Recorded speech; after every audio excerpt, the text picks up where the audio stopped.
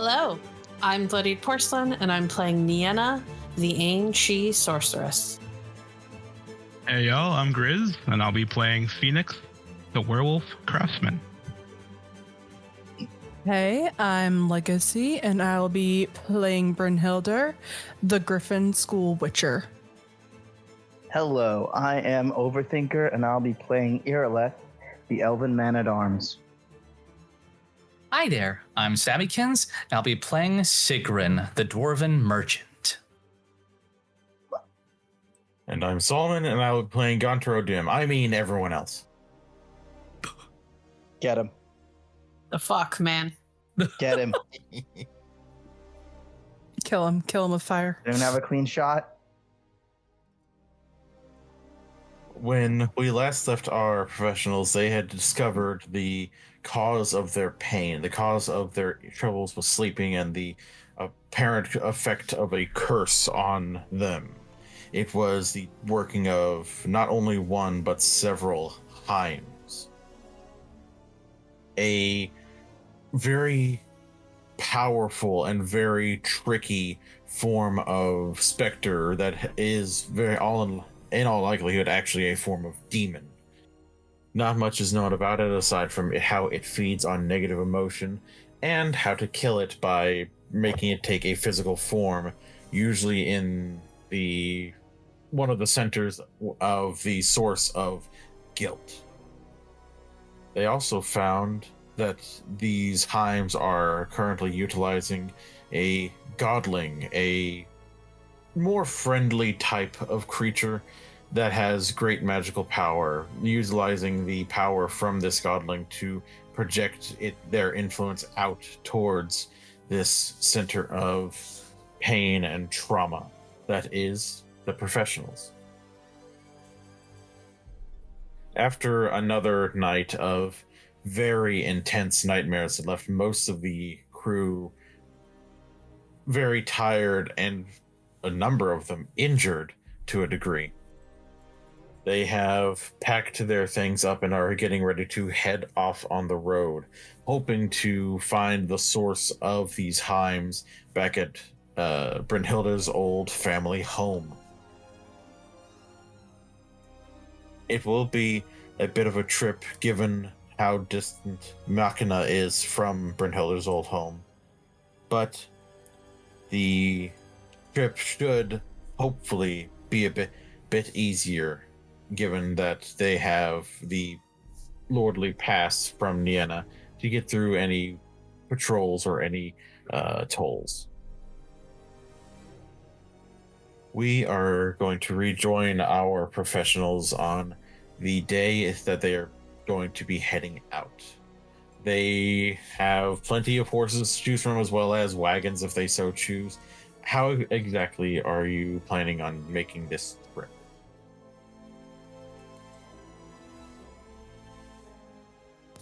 I assumed we were going by wagon because I apparently haven't been to where we're going, so I can't teleport us. Right. I have two propositions. Okay. Sorry. Yeah. Two proposals. One, we go as a royal retinue. We get the carriage. We get 8 to 10 soldiers on horses doing side guard, ride, do the whole thing. Option 2, low profile, 1 horse apiece, maybe an extra for pack. Disguise ourselves. I mean, we're not royal, so I don't think we should be trying to pose as royalty. You run this city.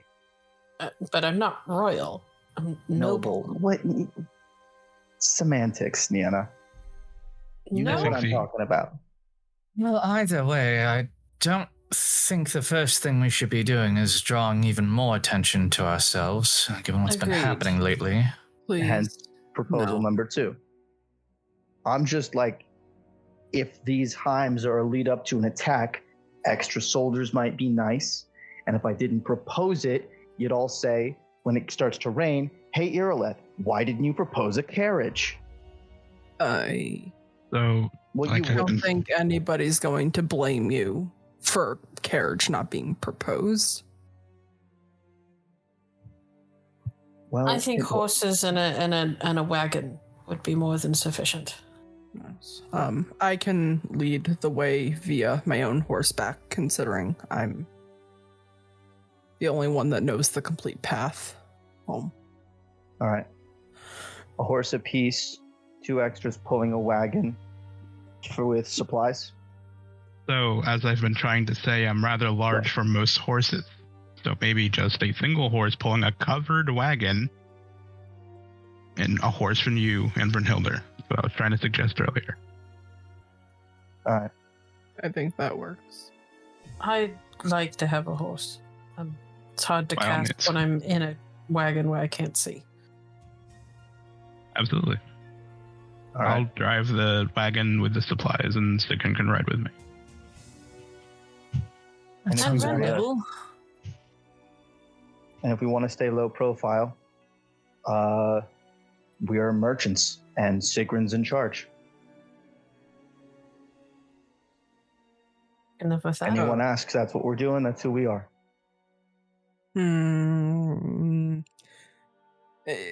Most merchant caravans need a witcher to get through open Mhm, space where there are monsters. So it makes sense that you'd be there. mhm. All right. Well, I think I'd be on board for that. No, let's All get right. some horses.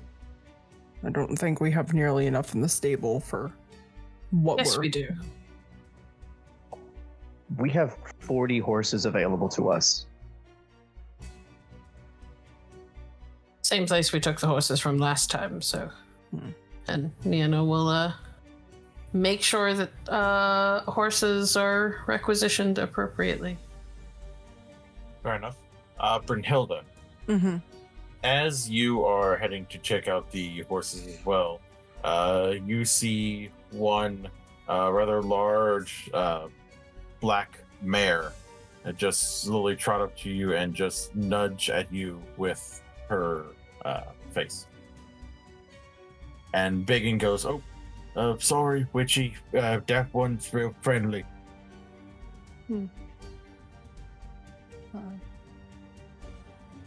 Brynnhilder will go to lay a hand out and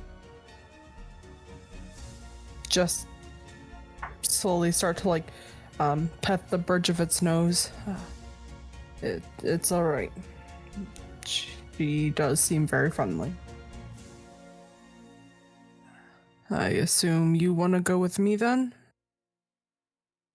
The horse just pushes into the petting and almost sort of turns and sort of presses its forward haunches against you. Okay. All right, girl. All right. We'll call you.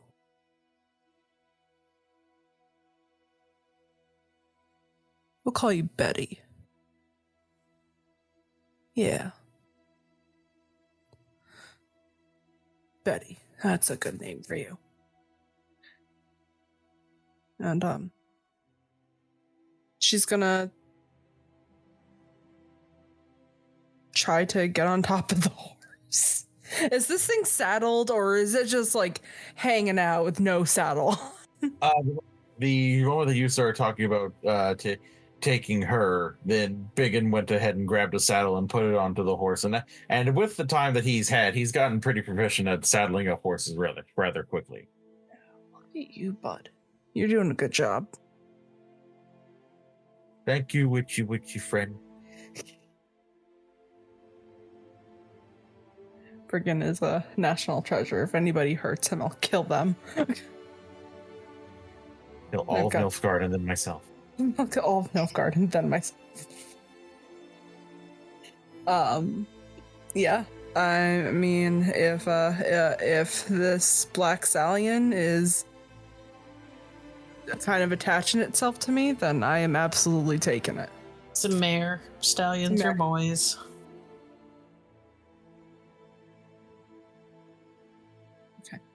But yes, the mayor seems to be quite appreciative of you in particular.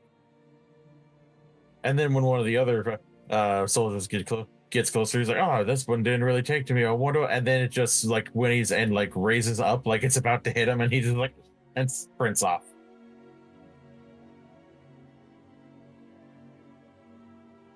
Yeah, no, you definitely are. Yeah, I'll take this one. All right. The rest of the horses are very easily gotten. Are there any particular types of horses that those will be riding horseback want, or is it just anything will do from the stables? Nienna is going to get her personal horse, which is a dappled gray gelding. Not nearly as tall or as broad as Brynnhilder's. It looks like a jumper horse. It's smaller and sleeker. Suits her. And Irileth. Irileth picks a slightly smaller horse, also black, named Shura, which I've decided is the Ancient word for shadow. That's funny. I went with the ancient word, the ancient word for dusk. Wasn't that cute? But smaller, nimble, and also like trained to be in battle and not freak out and panic if, say, I tried to run someone over. Noted. All right. Since we're all doing this, Siegryn, I want you to meet Victory. Past the side of this big old workhorse. Me and Master Otori have been bringing her up and down Nilfgaard for a long while now. Good old girl. Doesn't spook. Well, I would certainly hope not, she says, sweating a little as she barely comes up to this thing's shin. No. She doesn't mind dwarves. Say hello. It just like has to like look way down to just be able to like have an eye at Siegryn. And then it just like nudges her front. Oh, hello. She reaches over and gives Snout a bit of a pat. Siegryn. Excellent. Yeah. Oh boy. I'm not sorry. I need you to roll me charisma. Oh god, I'm about to get Red Dead 2'd. Oh no. Shit. You're just gonna see her ragdolling straight out of the stable and into the horizon. Alright. Straight up charisma roll? It will be your empathy plus the charisma, your ranks in the charisma skill. Oh, right. Okay. Doo-ba-doo. Okay, that's not terrible. The horse allows the pats for a few moments before it just raises itself back up and is at full height again and is towering over you. Hey, Victory, come on now. You better than that. Well, lovely creature, yes. Excellent. Good specimen. Where's Render? She's gonna go scuttling off. Render is currently sitting in the back of the wagon that you took before because he believes it is time for a trip. Very true. Fenix will hitch up everything up, get supplies for, I don't know, a week, and get everything loaded up.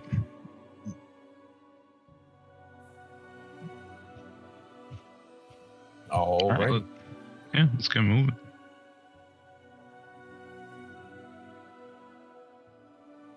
You all have your equipment loaded up, your various alchemical and magical equipment, your mundane equipment, the food stocks. and you are headed off to the now having grown city of Viroledo, where Brynnhilder used to call home a century ago.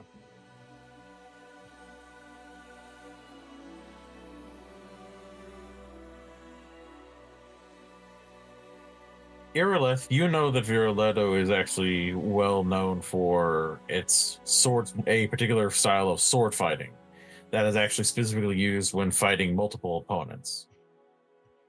You saw a few people back in the war that were from Viroledo who were able to take on squads by themselves. Impressive. To the point where Viroledo swords are actually really highly prized items. So it's a fighting technique that uses a specific type of sword. Generally, yeah, it can be used with other swords, but swords made in Viroledo specifically for the fighting style are best suited to it. Okay. Do I know of any teachers, notable practitioners? Did I kill anyone that they really cared about? Let me make a roll.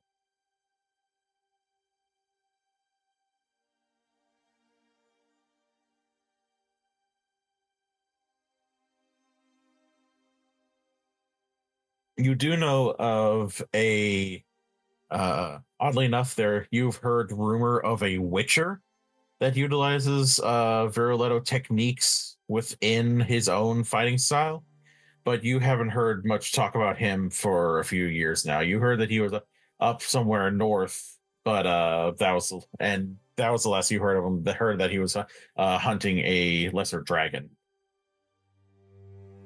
Okay. Cool. I'll ask Brynnhilder about it.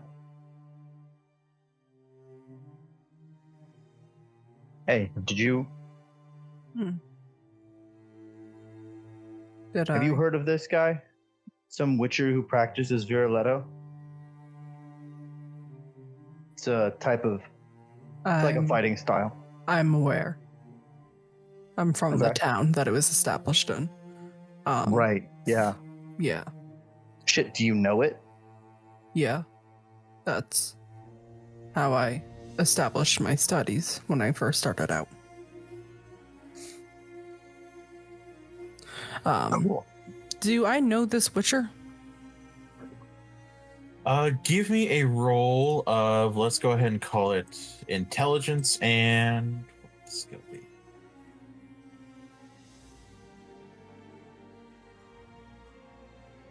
I will allow a roll of intelligence and either. Let's just make intelligence a deduction.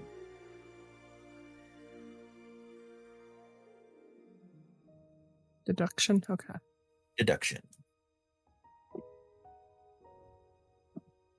19? With a 19, it's not impossible that there are other witchers from Viroledo that might have utilized some, at least beginning steps of Viroledo within their training. Mm-hmm. You also know at least of one other witcher who's from Viroledo, though you can't say whether or not it's that witcher, especially given the fact it's been a century since you last saw them. Right. I know of one witcher who's from there. Don't know if it's the witcher that you know, though. It's been a while since I've seen them. Call me crazy, but there's probably not 3 of them. Remember a name? Oswald. Oswald. Well,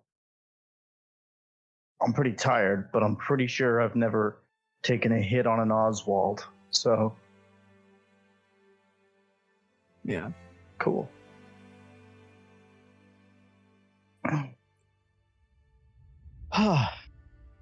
I mean, it'd be neat to learn. I'm better at one-on-one, you know? I'm better when I have the element of surprise, but if I'm going to sword fight somebody, 1-on-1, 2-on-1. I don't know. It'd be nice to know how to hold my own against a larger group. Well, luckily for you, the town we're going to is the best place to learn. They're brutal. They'll kick your ass, they'll kick your ass again, and they'll do it a third time just to make sure. But this is one of the best places to learn how to fight if you're going to learn how to fight. Well, I haven't had my ass kicked in 40 years. So, shrug. Yeah. This is the place you go to do that. They're trained to fight multiple people at once. Fighting one Right. person is... They'll fight one person as a treat. But... I don't think that's how that works, but... I mean, it's different moves, right? You got to sweep to keep people at a distance. Yeah, but Keep how them in do a you learn? line. How do you learn to fight multiple people at once? You start with fighting one person at once. It doesn't make sense to me. But I guess I haven't. So. I don't know. In the war, I just took a hill and shot people until the enemy ran away. So. Yeah, this will be fun. Just don't go there with the idea that you're gonna pick a fight with somebody.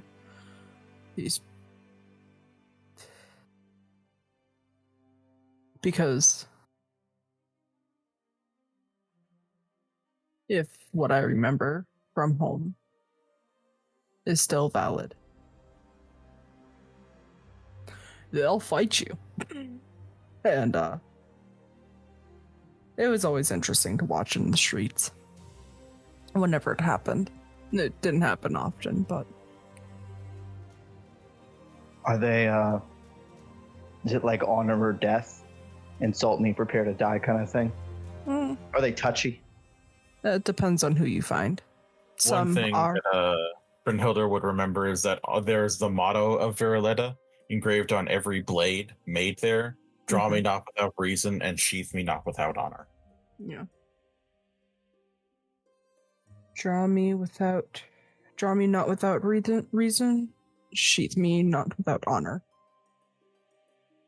Very touchy. Okay. Basically, if you don't give them a reason to draw a sword on you, they won't. But if you do, they will. It's a town that has a strict code. Charming.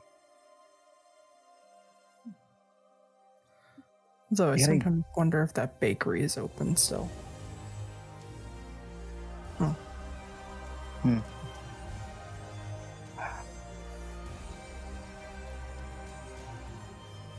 And we ride on You as the right on. subject turns to bread products. As you're writing, you all come across basically a small hamlet that is a few hours outside of town. And you notice that it seems that people are putting up like pikes, like stakes to sort of deter others from coming in from ways that aren't the road. It looks like people are basically putting up like defenses in the hamlet.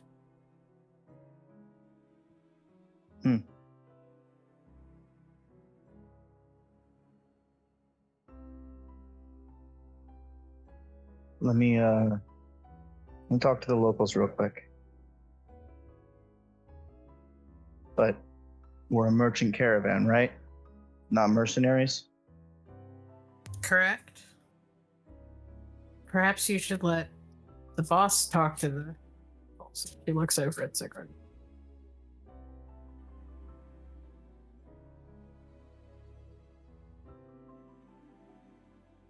Yeah, get in there.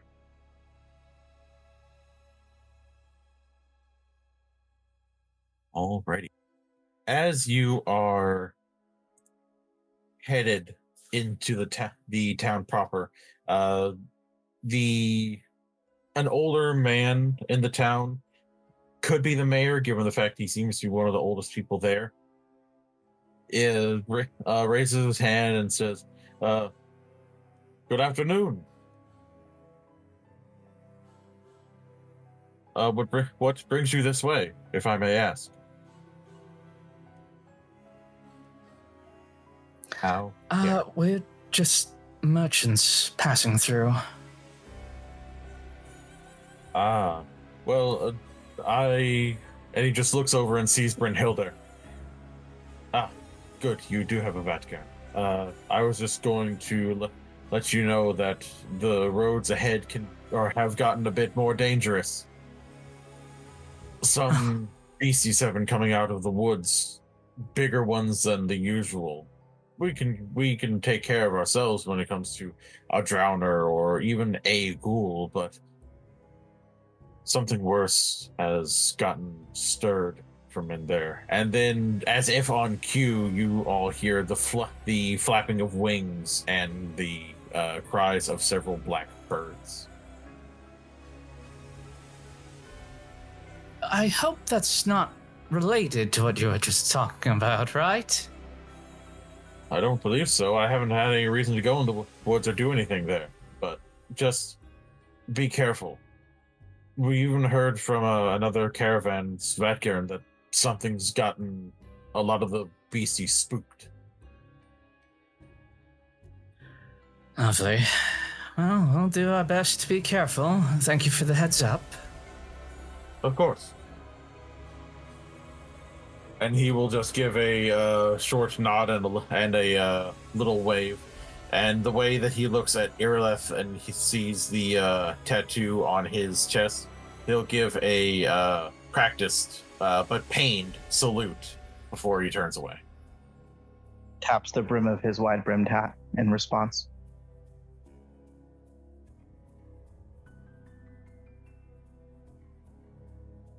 Well, I'm sure that's nothing to be super worried about.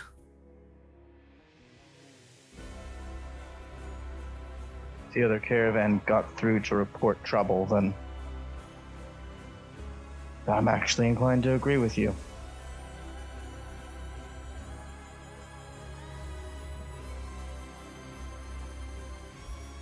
Onward? Onward we go. And she will keep the wagon moving along. All right.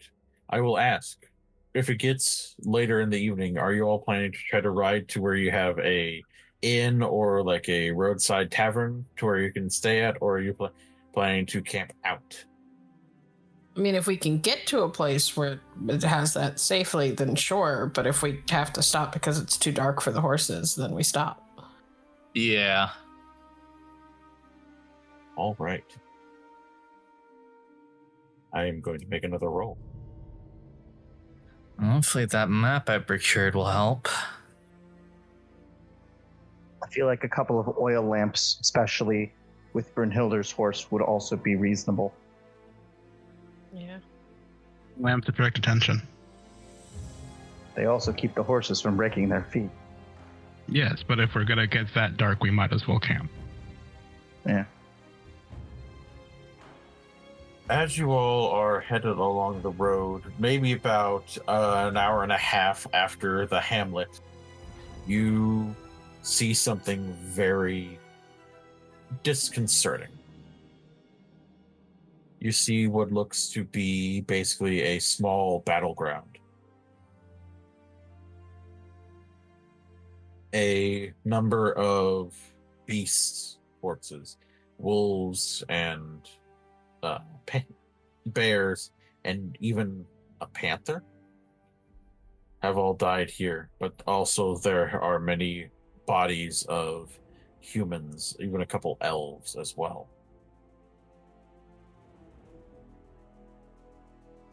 Half eaten and rotting in the dying sunlight. Phoenix will give Wagon a wide roundabout away from us. Irileth is gonna glance over at Brynnhilder. Shall we take a look? Yeah, give me. And she's gonna pull Bet over to the side. And hop off the horse. First thing I want to feel is my medallion going off at all.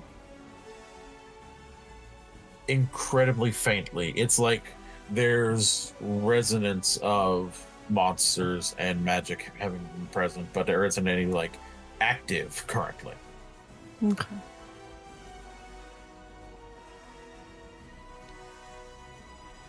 All right. Nienna. Then the first thing that I want to do, is I want to check, the bodies to see if there's any like, bite marks, scratch marks, any maybe like identifying marks that are left on the bodies, to see if I can get an idea of at least like what it might be.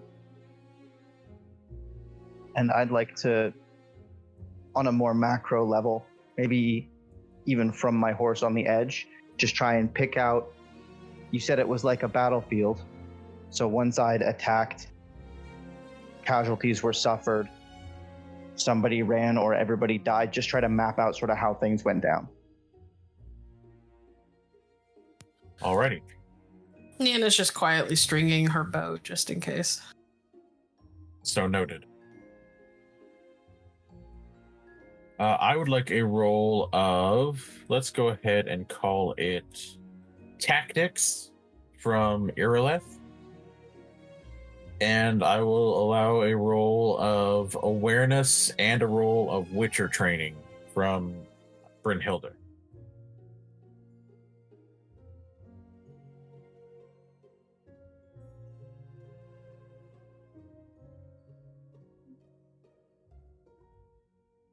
Any bonuses or penalties?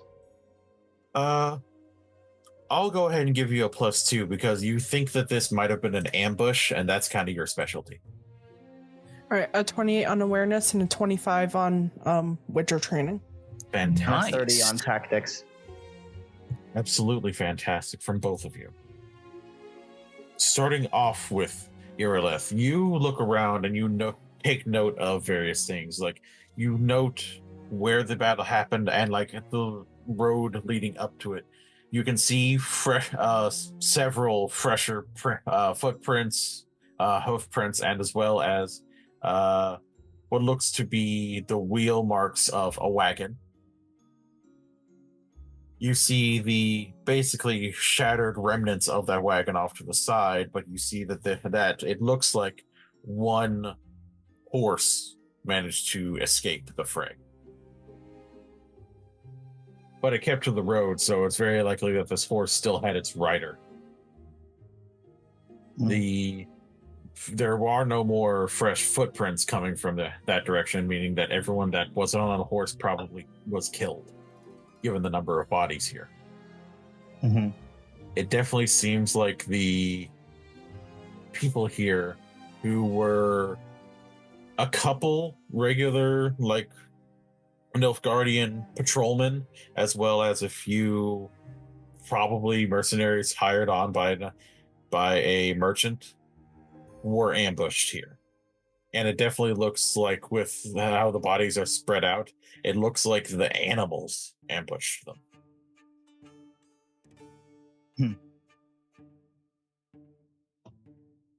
All right.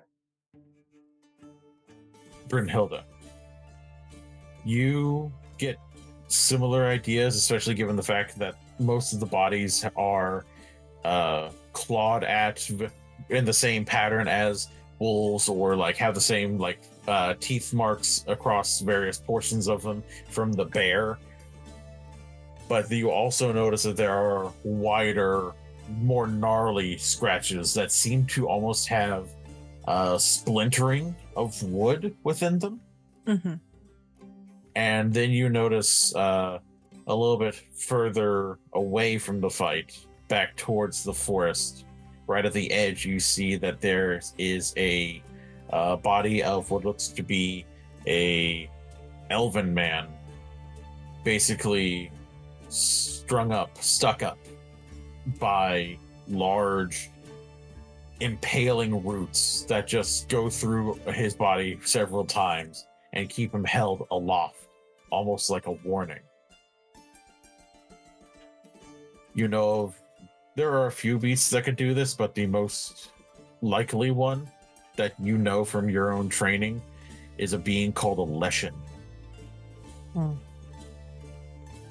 Leshens are relics that rule over the primeval forces of the continent. They have powerful, intense natural magic that allows them to control plants and all animals in their domain to do their bidding. It's akin to fighting the forest itself whenever you have to fight a Leshen. They often usually have totems that act akin to magical fonts that will bring them back to life if they're slain and the totems aren't broken. But you have never heard of Leshens this far into Nilfgaard proper. This one likely moved here recently. That's bizarre. I agree. What did you find? There's proof that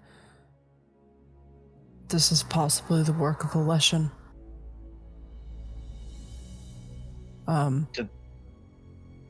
They're basically giant relics that can control plants. And animals? Yeah, it's like basically fighting a massive, super magically inclined, very powerful piece of the forest that technically, unless you kill their totems, can't die. Really, in a way that matters. Well, Look what they did to that guy up there. And she'll point to the elf.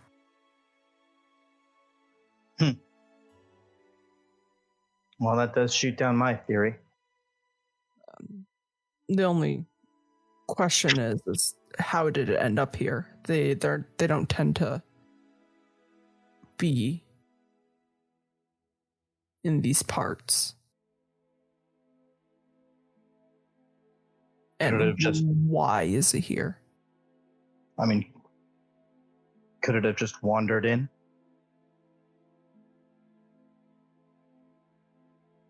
Possibly, but that means that it had to have traveled for quite some time in order for it to get here. It begs the question of how and why.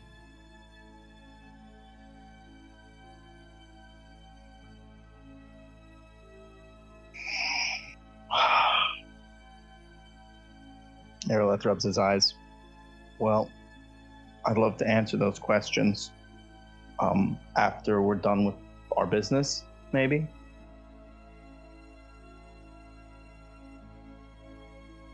If this thing's as powerful as you say, do you want to fight it exhausted? And you said that I can have a I still slightly feel my medallion tingling, right?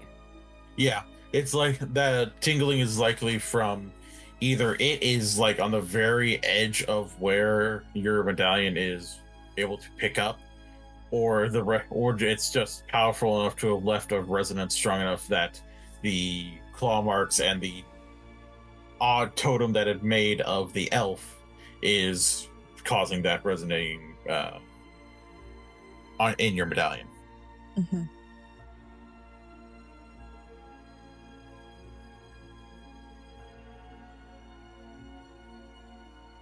Mm.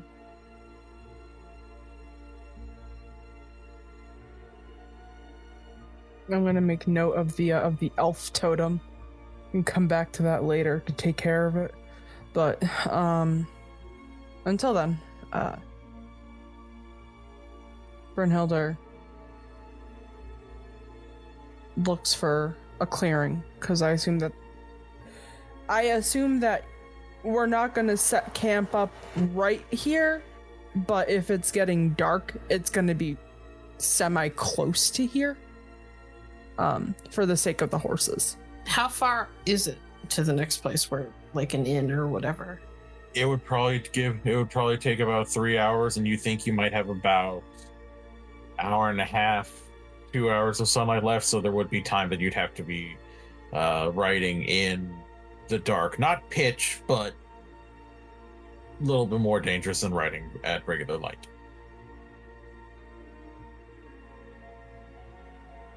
Does anybody other than me have a lamp in their inventory? I do. Let me double. Oh, that's good. I got drugs. Yeah, I stocked us up for a week of whatever, so.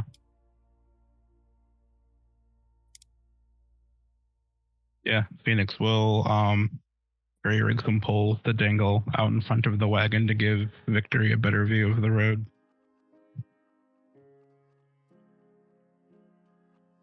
Nienna will go into the back of the wagon long enough to pull out a bullseye lamp from her own stuff. Light it up. Alrighty.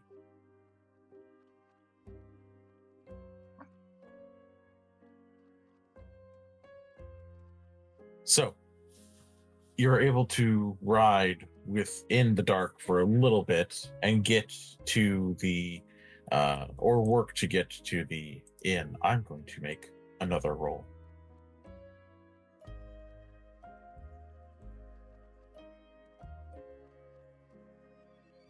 Brynnhilder. Mm-hmm.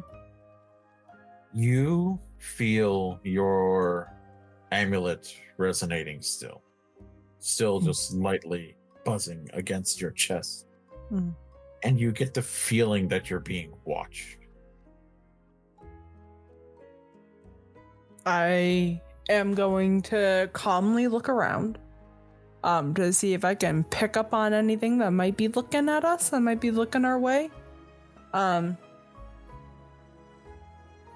am going to just look back to where the others are and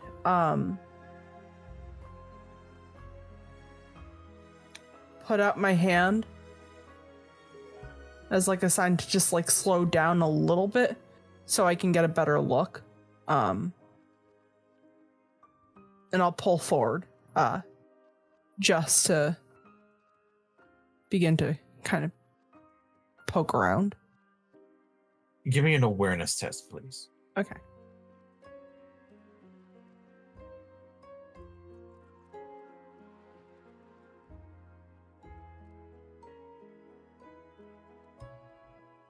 $23.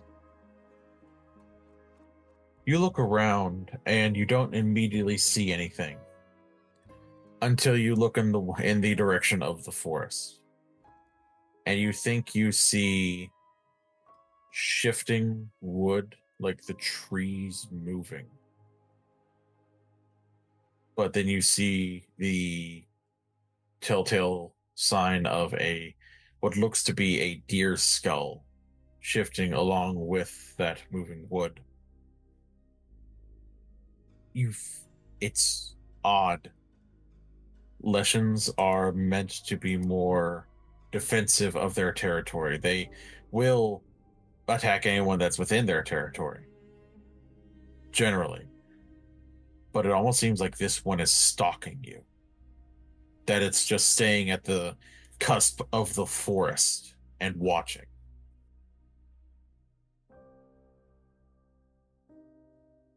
We're being watched by one. Well, then we ought not to stay in its territory, don't you think? Oh dear. Just keep walking. Whatever you do, make sure you don't turn to look into the wood. Because if it knows that everybody's aware, it will try to attack.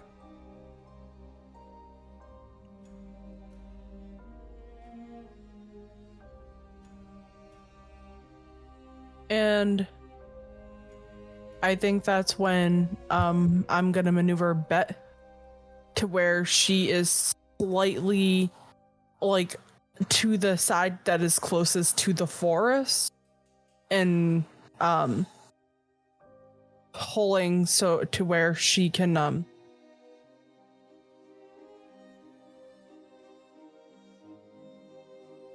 comfortably keep an eye on this thing without directly looking at it. Okay.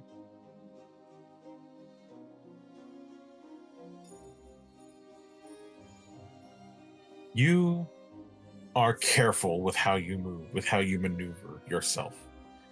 And you are able to keep an eye on it, and it keeps an eye on you as you head further along until you take a turn to get further away from the forest, and it stops, and it just it turns its form and seems to stare at you.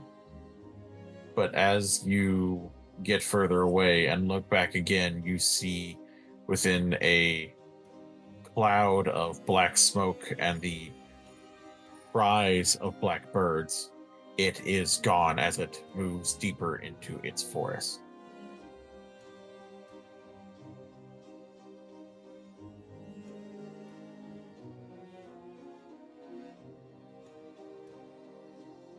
Okay.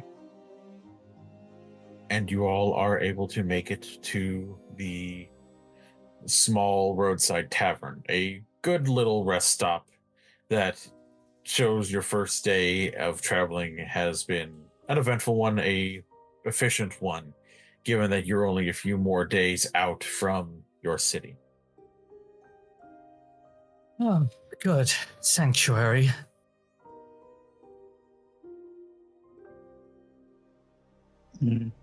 As you are pulling into the stables where there's a ready and waiting young, dirty-faced boy with freckles and fiery red hair, he is taking the horses and just immediately pelting you with a mile-a-minute questions of like, where do you come from? Where are you going? What are you up to? These are really nice horses. Where did you get them? Just that youthful intrigue and curiosity just completely hitting you like a train.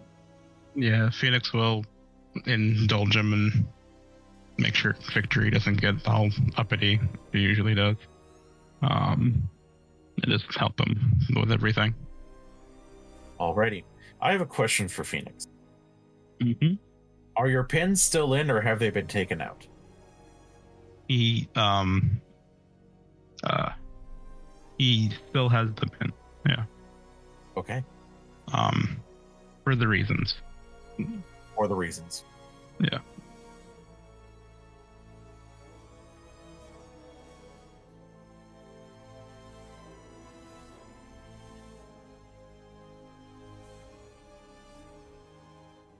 Happily working with you, just still talking, just yapping your ear off, but it's good natured.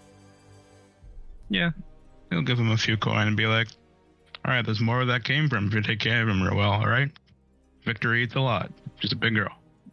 Yes, sir. And he just like gives a really childlike salute and heads further into the stable to wash the horses.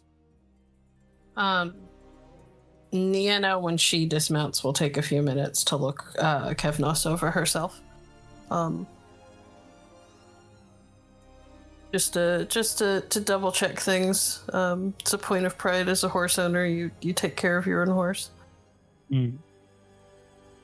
So she's gonna double check his hooves and examine his legs and stuff just to make sure that he's good before she finally relents and lets the stable boy take over. Fair enough. Give me an awareness roll, please. Okay. Given that, I mean, does this have to do with my horse? Yes.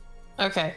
Given that I'm an elf and we get like bonuses and extra cool shit with animals, do I get any sort of as part of our race stuff? Do I get any sort of stuff with that I should be I'll say aware that of? gives you a +2 because you're one with nature.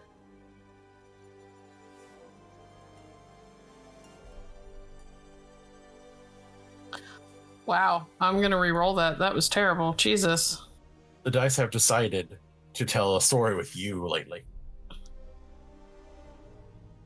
There we go. That's much better. 23.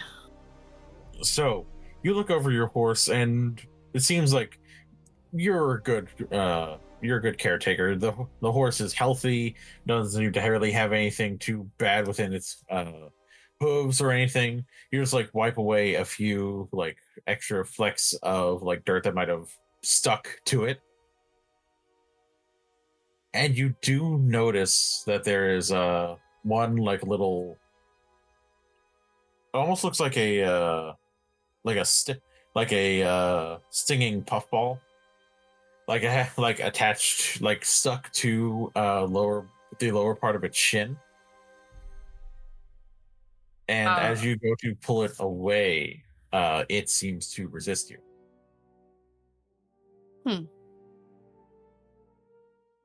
Well, she's certainly not going to let the boy take the horse until she's able to extract that.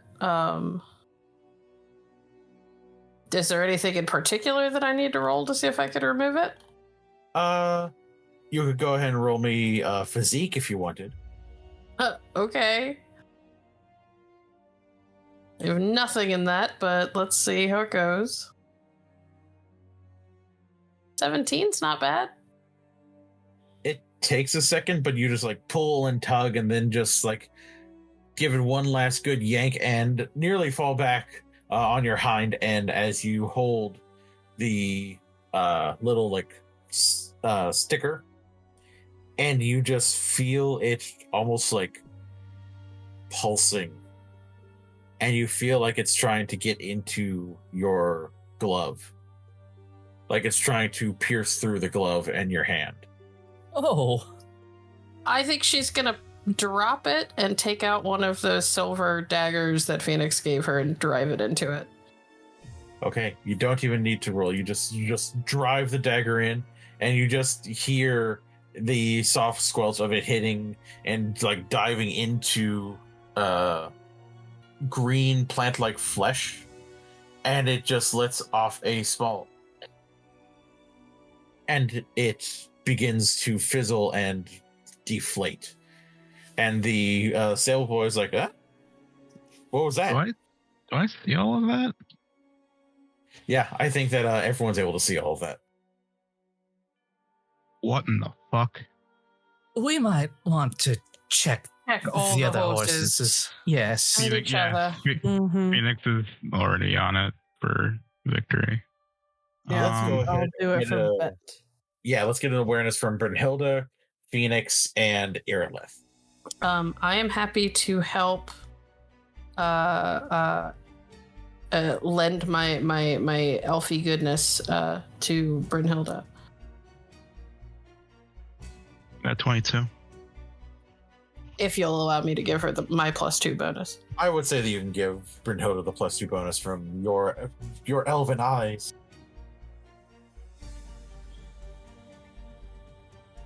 Huh. 21 for me. You want to Looks like re-roll that, Brynnhilder is maybe? Oh, distracted. Yeah, I'm gonna re-roll that. I'll spend 2 points of luck. Okay. Burn through it early, gang.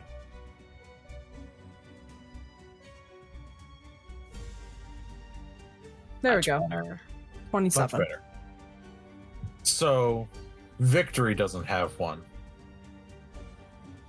But Irileth's horse and Betty both had one on the back lower legs. now that you know that it is susceptible to silver, it's very easy to just go ahead and just scrape it off and stab at it. Yeah, I'll do that with my silver sword. Alrighty. Yeah, no roll needed. It is dead, fallen victim to your mightier prowess. Mm-hmm. So we don't have any. You said it stabbed through the leather. It was trying to get through my glove.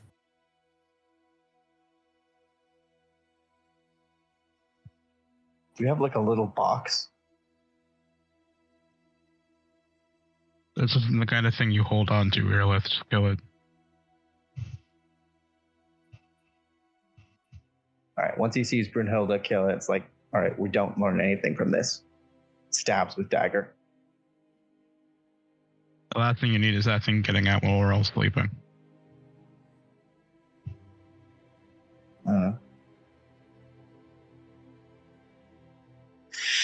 Speaking of, let's get a goddamn drink.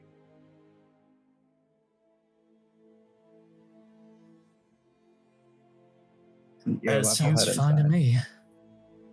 As you head into the tavern proper, you see that it is not very busy tonight. Looks like there's like one other person currently looking to be very deep in his cups as his head is laid up against the table. And the innkeeper is a rather strikingly beautiful young woman with long raven black hair that just goes down her back. She looks to you all and smiles and says, "Welcome. What can I get all of you? Room for the night?" Yes. I bump Siegryn. Rooms for four. Yes, that would be splendid.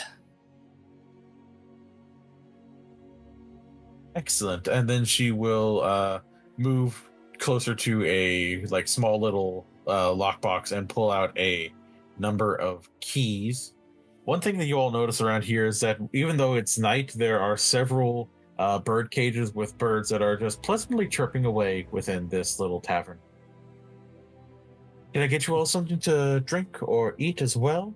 I have a bit of stew left over from the evening, and we have all kinds of mead and ale on tap, and we even got a bit of wine from up north. Mm. Oh, wine and stew, please. That sounds absolutely lovely. Coming right up. I'll And take anything the for mead. this? Mead? And stew. I think stew all around. No, Yes. I'm not hungry. Nienna, can I have a word with you outside when you're done eating? I'll be by the horses. Of course. And Fenix will head out. Do I recognize the types of birds that are in the cages? There are all kinds from it looks like all over the continent. Most of them are local to here, but there are a few like of the more colorful birds from Toussaint, and there are even one or two birds that look like they could be some of the more common ones in the northern provinces like Redania or Temeria.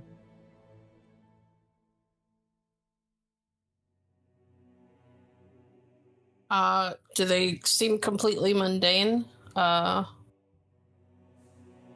Seem to be. Okay. They're just chirping away. Well, I think while we're waiting on food, Nienna will slip out to go talk to Fenix.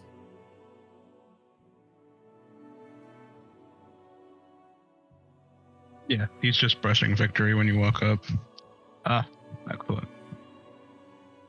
I have your item for you. Thank you. Of course. He'll go to the back of the wagon where he has his full work bill, and he'll pull out the bracelet.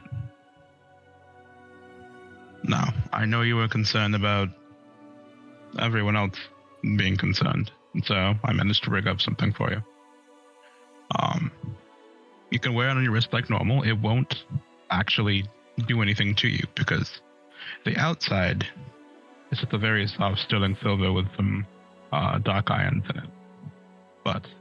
And you could see the two wolf heads connecting the bracelet together. Click on these, and the dim materium will show itself on your skin. Thank you. That is clever. Don't want it to affect you in your everyday.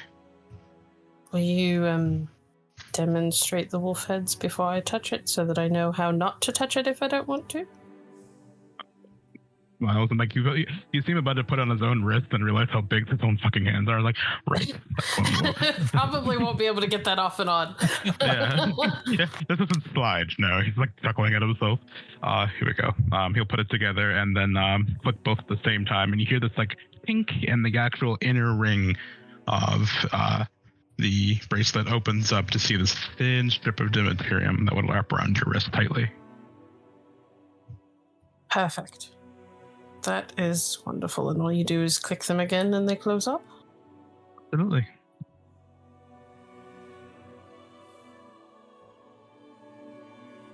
You should consider telling one of them, but that's it. It's up to you. No, if I tell them, they'll tell me no. Try and insist that I'm no danger to anyone, and we both know that's not true. True. We're both dangerous to everybody. That's why we're doing these. He'll like hold up his hand. And she nods as she slides the bracelet on. You know you don't have to keep your work with this stuff secret from me, right? I mean, you couldn't if you tried, but you don't have to. As he knows I'm alive. She does. He knows where I am. She does.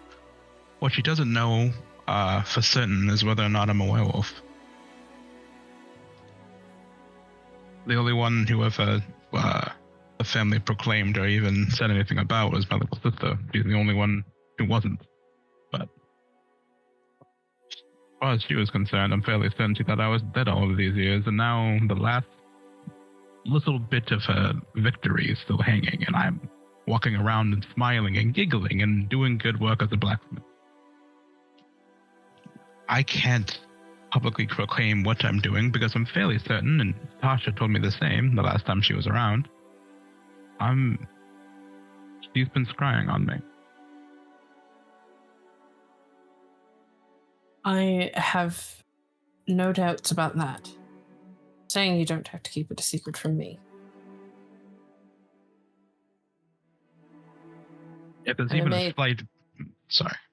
I'm a mage who runs an entire city in a country that subjugates mages. I know when this stuff is coming in and out of my borders. No, you do. But even one more headache from you for you is the last thing I want. And her showing up to try and kill you wouldn't be a headache for me? Yeah, yes, well... I'm sure that I won't be running inside or anything like that. I'm not... Brynnhilder and you are very close. Brynnhilder doesn't know. Well... And you don't need to keep more secrets from her. I could fill a castle with the number of secrets I keep from people. I do, sure. In a way. For what it's worth, if she shows up looking for you, she'll have to go through me first. And she'll find that a difficult task. He like smiles and just nods. I appreciate it, but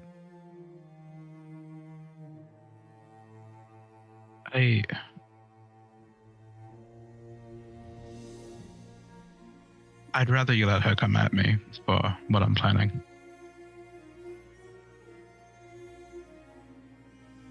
If I just stepped aside and let her come to you,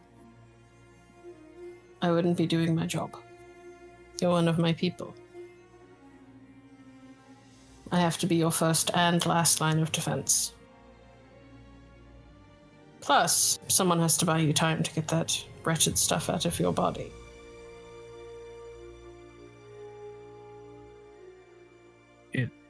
It won't work otherwise. That's why I have it in me still. I need to be as vulnerable as possible when she arrives. Flip side, if she's, as she is one of my colleagues, if someone doesn't get in her way beforehand, she'll know something's up.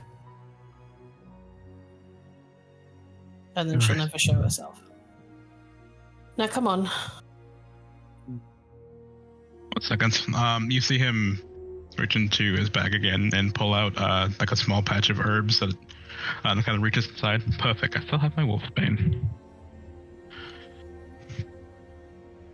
All right, let's go drink. Nienna takes a moment to give Victory a good pat on the neck, kind of scratch under her chin a little bit before she goes back inside with Fenix. Are you sure I don't know you from somewhere? You're very recognizable.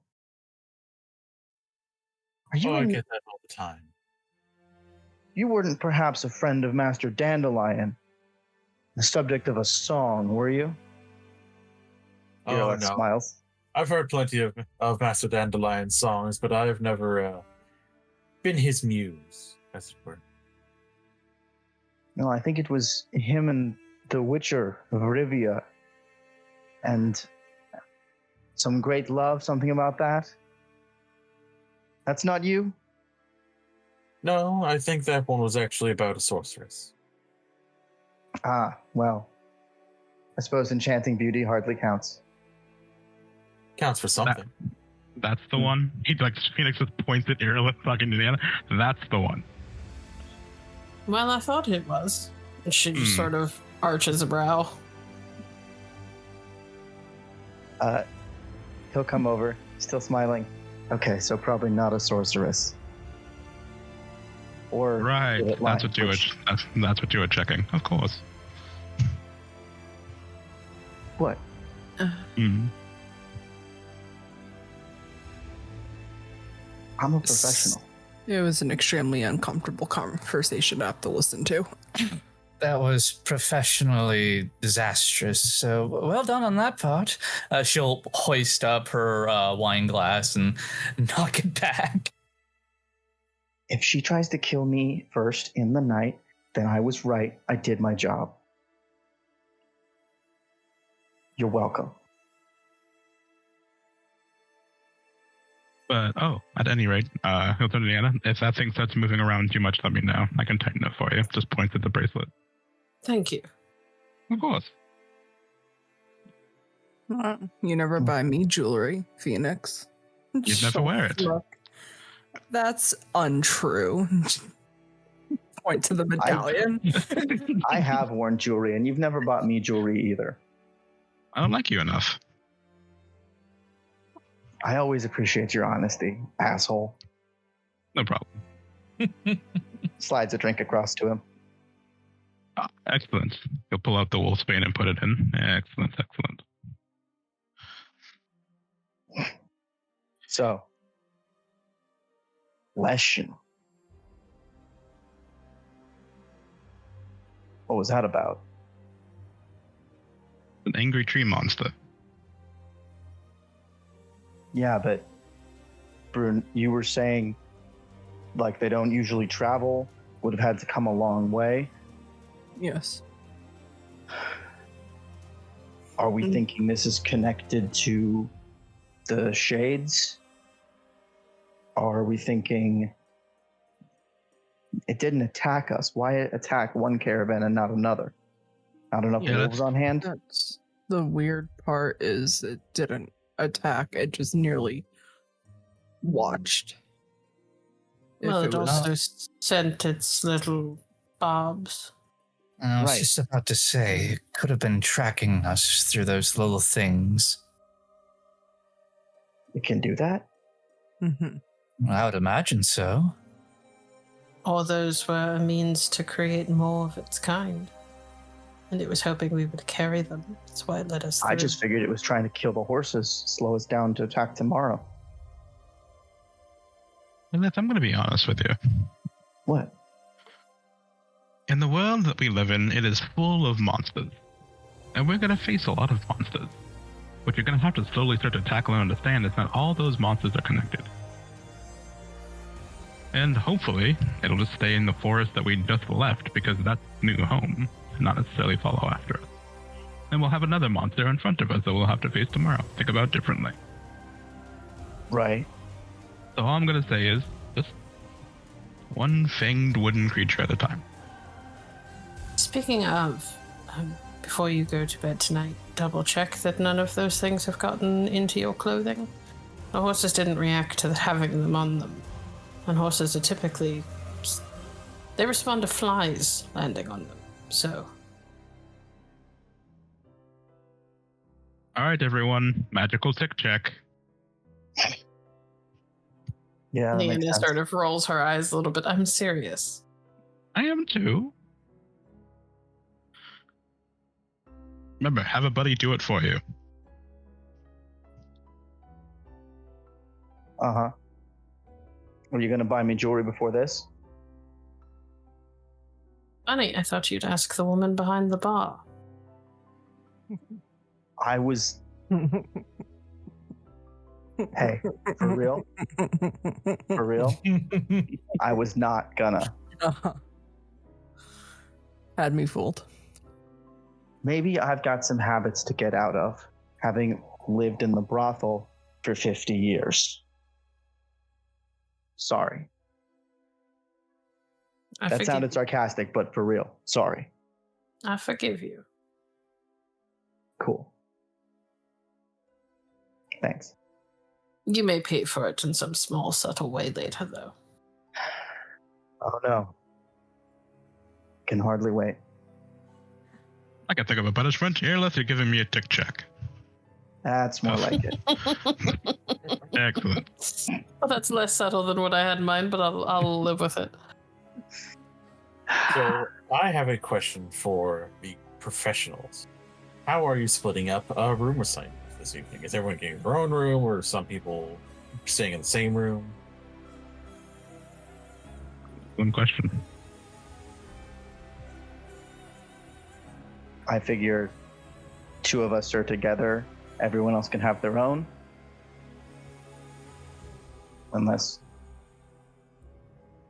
Brune and Siegryn want to share. How many rooms are there? Actually, Brynnhilder is going to offer Meditate to in the- Bryn is actually going to offer up to the woman behind the bar to watch over for the night, and she'll camp outside. Okay. Phoenix And is I going to go assume sleep that in the you'll, wagon. I assume that you'll likely be meditating outside, Brynnhilder? Yes, I will.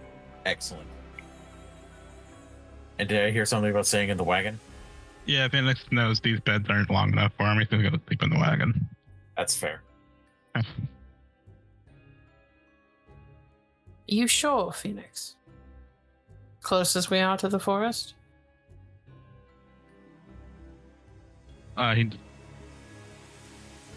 He kind of like scratches his chin thinking about it.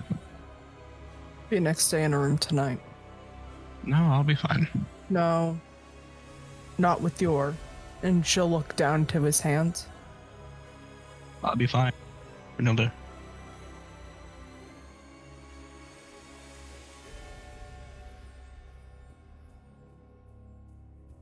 You're stubborn, me. you know that? And you need to trust me more often, sister. I do trust you more. I do trust you often, brother. That's how I know you're stubborn. Me again. At least do what you can to close up the wagon covering when you go to sleep. Don't leave too much of an opening for any of those things to get in. Well, if I know monsters, and I kind of do, the last thing they want to taste is the blood of another monster for the most part. Just Werewolf blood with a lot of silver in it isn't exactly the most tasty thing in these woods right now. What about bears and wolves? They genuinely like me, actually. Yeah. Okay, good. Oh, you meant like they like being around you, not they like eating you. Okay. Yeah. I mean, if that Isn't were that enough, shit? if that were enough, that elf would never have had a problem. Our people don't get attacked by animals. I initially thought it was an elf. I once knew a guy while I was working with the Scoia'tael unit. He'd made friends with, kind of like this, whole pack of wolves, a couple of bears. You ever seen a northern division march down a road and suddenly there's dogs all over them? Easiest raids I had for like a whole month. No, I imagine that's an oddly unique scenario that we wouldn't find in average travel. It was rhetorical. I know, I'm just fucking with you tonight. It's very easy. He is very attractive, actually. I'm gonna get a full night's sleep at some point and Kick my ass. yeah, something like that. All right. Well, But first I As gotta in- tick your ass, so Here in as front of everyone. invigorating as this meal and conversation is, I'm going upstairs. We need to Alright. check you before you go to bed. I got it. No, you're taking care of Phoenix. I've got it. Punishment has been bestowed. Uh-huh. And you Come on, go- Siegryn, you too. Oh, what? With a body as small as mine? Doesn't that put you in extra danger? No, that means it shouldn't take very long. I don't know. Seems like the sharp senses of a witcher are best served on the smallest person. Mm, Let's just get this over with. Let's get an awareness check for everyone. Oh, boy. Sounds like we're gonna stop before this gets any spicier. Yeah. Oh, dang. 24. 16. 23. Also 16. Ready. You all take care of doing a magical tick check, and thankfully, you're clean. There is one thing that Nienna noticed when she was heading upstairs, is that the woman behind the bar was sort of glancing at her a few more times. At me specifically? At you specifically. Out of Did any- curiosity. Oh, Did anyone else clock that aside from Nienna? I think that Brynnhilder probably would have, given her higher senses in general. I got a 24 with that. Catch it. Yeah, I think Phoenix would definitely catch Jesus that. Christ. Okay, guys. Damn it. Irileth's making a point not to look at her on the way up to the bedroom. Exactly, hence why he missed it. Out of curiosity, when I was around her earlier, did I feel any sort of like magical inclinations? Nope. Okay. Everyone has basically had time to retire for the evening, but Lady Nienna, you had something you wish to do before retiring. I'm gonna make sure that Irileth is good and doesn't have any weird magical ticks, and is settled, and then I am going to slip out of the room and downstairs. Alrighty. He is clean of ticks, if nothing else. I was like, most other things just come with the territory, can't help that, but Right. yeah, she'll slip down into the inn proper. You slip down into the inn proper and you see the tavern keeper just wiping down the bar, and the person's at their table with a hand on their cup, still gripping it tightly, even as you can hear them beginning to snore a little bit. She looks up and she smiles brightly to you. Hello. Is there something wrong? Can I get you anything?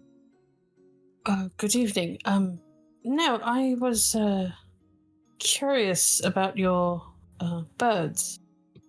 You have several species I haven't seen in this part of the world. Oh, they're lovely, aren't they? I just wanted to brighten up the room a little bit, so I figured I would go and I would start collecting songbirds. Plus, I just find them to be beautiful. They really resonate with me. They are quite pretty. Where did you get them? And she'll kind of like point out one of the ones that she knows doesn't come from this part of the world, like for sure knows it doesn't come from here. Oh, I spent a good bit of money on bringing some of these birds in from all over: Tucson, Sintra, Temeria, Redania. I just wanted to bring a little bit of exotic beauty to this small corner. Maybe it's not a big and lush house like some might see from the bigger establishments of pleasure in the bigger cities, but it suits me. It makes me happy. That's a sizable amount of coin for someone who simply runs an inn. I've had a lot of good business lately, especially with more odd attacks on the road. People are flocking to the inns a lot more as opposed to camping out. Yes, I suspect they are. Would you be, would you happen to have coffee on hand? Not prepared, but I can make some really quickly if you'd like. I would. One of my companions asked for it. Very well. And she will move into the back room. Can I, during the time that I was talking to her and when she goes to move off, can I, I don't know, try to get, a human perception check or something to try and get a read on this woman? Absolutely. Go ahead.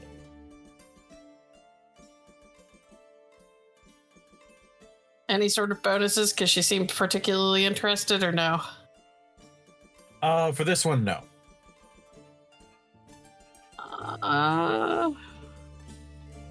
Is 18 enough? Her die roll says it is. Okay. You are just looking at her, and she's at least at a glance she seems fine. She just seems kind of bubbly and sweet. But the more you think about it and the more you listen to her, the more you watch her, she keeps glancing at you, and she doesn't seem all there. You're not sure if there's just something wrong, or specifically if there's something that could go wrong at a moment's notice. You get the feeling that this place might not be as safe as you thought. Okay. Is that something magical training could give me a better insight with? If you're willing to focus and spend a point of stamina, yes. I suppose I will spend a point of stamina then.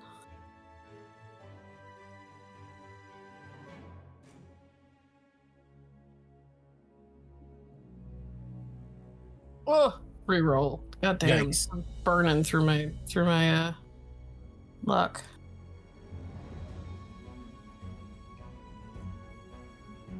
$18. That's still not great. You focus, and you didn't get any sort of magical signature ahead. Like when you first came in, nothing stood out to you, and it didn't buzz off of Brynnhilder's medallion either. But the moment that you focus and actually put a little bit of your energy into reaching out with these senses, you get the shimmering that you can see, like that she is putting on a facade, and the person behind her, the person behind you at the table, is doing the same. And you smell something musty. It almost smells like a crypt. And you sense blood. Okay, I have a question. Because we met somebody with a very similar presence back in season 1. Yes, you did. Does this remind me of that? Similar, nowhere near as potent. Okay.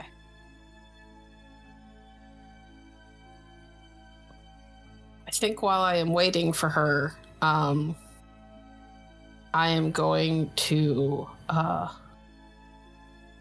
do I know where Brynnhilder is outside? I would say that, yeah, you know she's just out in the, like, at the front, like, yard area. I'm going to slip out the front door and over to where she is.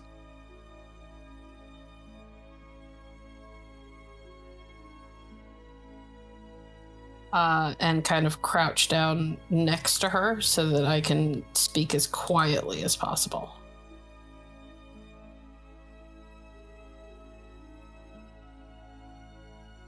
Brynnhilder, you have been joined by your ancient friend.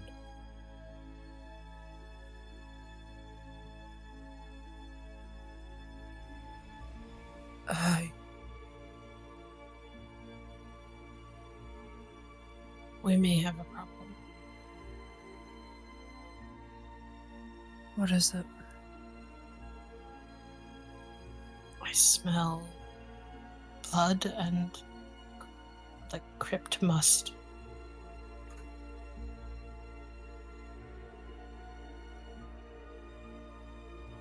Do I smell anything? Inside. Outside, you don't. Okay. And your medallion didn't go off with that, but sometimes that's not exactly a great indicator. And especially with knowing that particular scent, and especially having met a individual who gave off that scent very strongly, your mind immediately goes to the possibility that someone or someones within the establishment are a vampire. I don't know if it's the girl or the man at the table, but neither one of them is what they seem. Wait, did this work both ways? Oh, that's funny.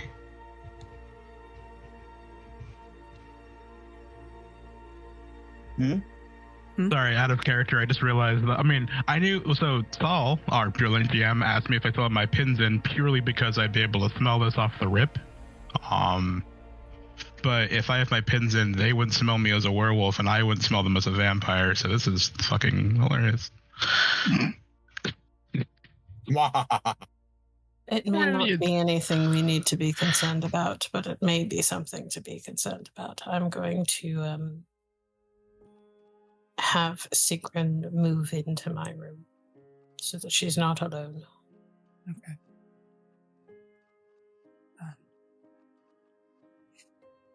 Do you want me to move my post from out in the front to near your room? That's up to you, love. You're the professional here. You know where the safest place is. And it depends on which threat you think is more pressing. For what it's worth, I don't think Irileth intends to sleep, so if there's two of us, if Siegryn and I are in the room, I don't think anyone's getting in there without us being aware, but... Yeah. Saul, given my training, would I know how to prevent them from coming into their room? In this world, can I stop them with the vampire fairy tale? The vampire fairy tale means of stopping a vampire from doing much. Unfortunately, within the world of The Witcher, the vampires are not held back by as many restrictions. Okay. You do know, however, that Irden will still slow them down at the very least, Mm-hmm. because they're still susceptible to that kind of magic. Mm-hmm. And you also know that pretty much all vampires have a severe susceptibility to fire. Wonderful. Good to know. Also, they are definitely ones you deal with your silver blade, not the steel blade. Yeah. Just go in. The three of you. Keep your door locked. Every now and again I'll come in and check up on you. Make sure that they don't try anything. Of course. I have a ritual that might help, but it would also be... I think it would tip them off. Yeah. It's best not to do anything if they're not trying to pull anything right now. Because the moment we start flinging around magic, nobody's in the best of shape to be fighting today. It's a little bit late. Nienna nods, stands up, pats Brynnhilder on the shoulder, and heads back inside to hopefully collect the coffee. You see the bartender is there standing with a large carafe of coffee and a mug of it in her hand, just smiling brightly to you. That same kind of smile that is now turned to being very uncanny valley, very creepy. Your coffee, my lady. I'm no lady, but thank you. And she'll take the coffee.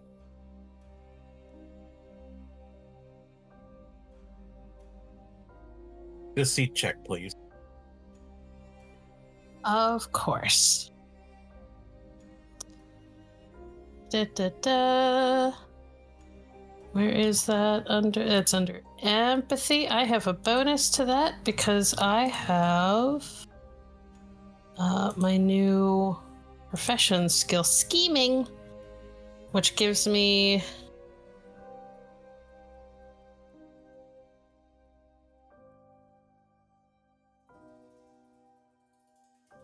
I have to roll a scheming skill first. Hold on. So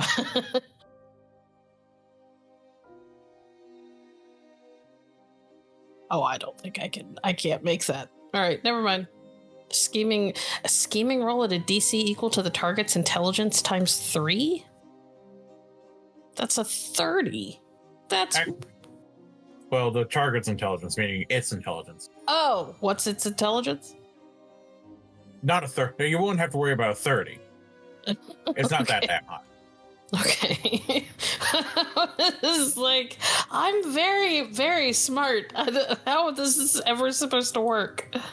Scheme better when you're dumb. 17?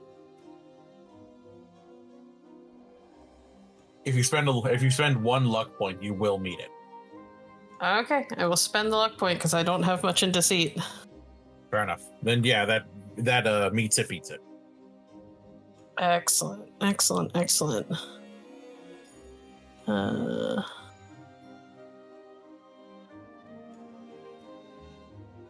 Plus 3. 16?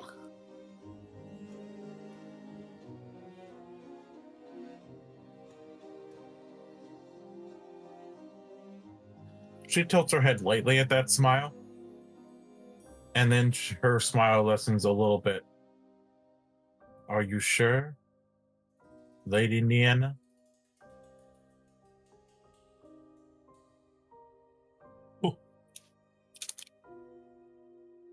And you can see her mouth wide opening up, and you see her teeth all turn sharp as her skin just begins to gray and deaden in front of your eyes, and her hair goes more wild, and her eyes are light and red. Can I roll to kind of sneak and watch this interaction? Absolutely. Please go ahead and give me a stealth check. Okay. The frickety frack is stealth. It's right here.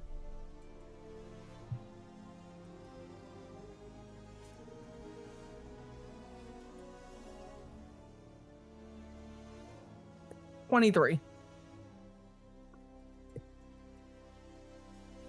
And I will give her a negative because she is focused on her main target at the moment. You thoroughly believe that you are unseen. Okay. And you are able to are you like trying to get to a window and climb in, or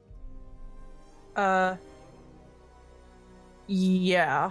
I'm gonna climb in undetected. So And- for our DMs, I've also snuck to the top of the stairs. So do I see this? you don't see exactly what Nienna's seeing, but you do see that her hair is starting to go wild. But first off, let's go ahead and focus on what Brynnhilder doing. Okay.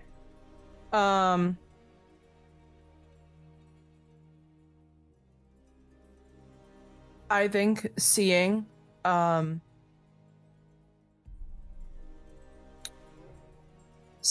she's starting that her skin is starting to gray.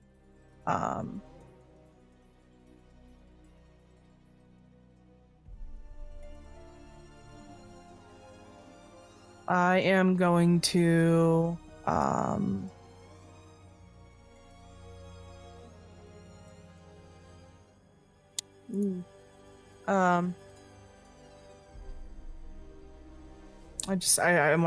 I'm just gonna read up on one ability that I have before I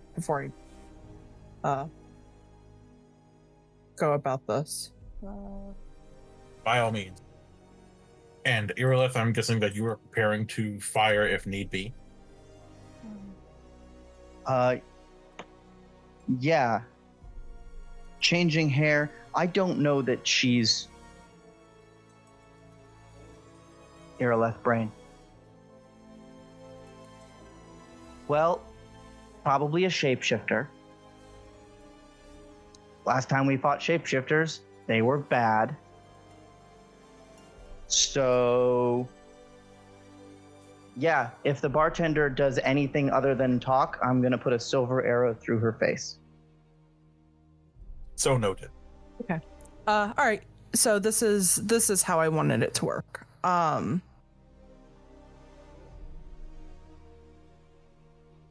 I am going to I'm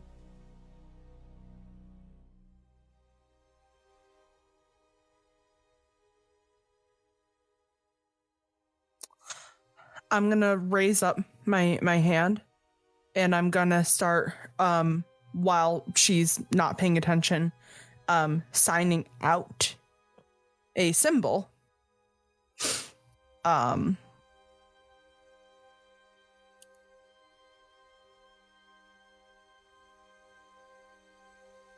I would like to oh,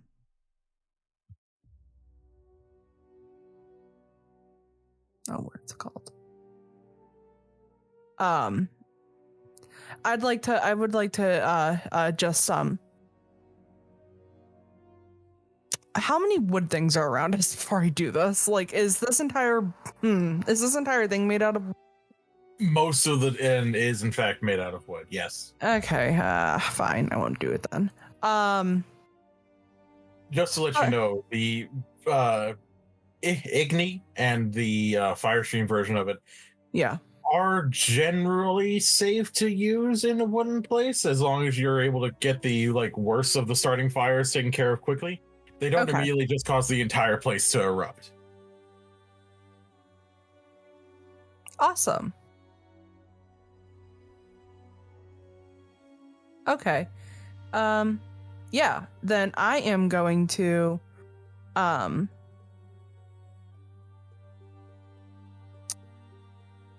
going to spend 8 stamina to activate my fire stream. Okay. Are you going to cast it at this moment, or are you waiting for the vampire to actually attack Nienna first? I think the moment that she takes a step is when Brynnhilder attacks it.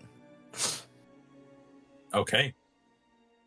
She is still just standing there, though you can see that her hands are getting longer and the fingers are forming into long claws. And she is very much losing that healthy appearance. And just from a glance, you do know that she is a vampire. If you'd like to figure out what kind, you can go ahead and give me a Witcher training roll. Okay.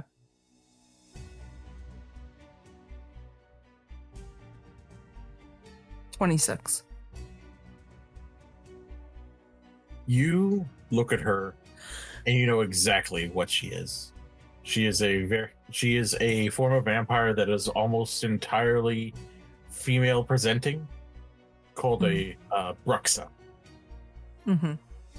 They are vampires that are incredibly good at hiding what they are. When they take their human form, it pretty much avoids all forms of magical awareness unless you really focus in on it, including Witcher medallions.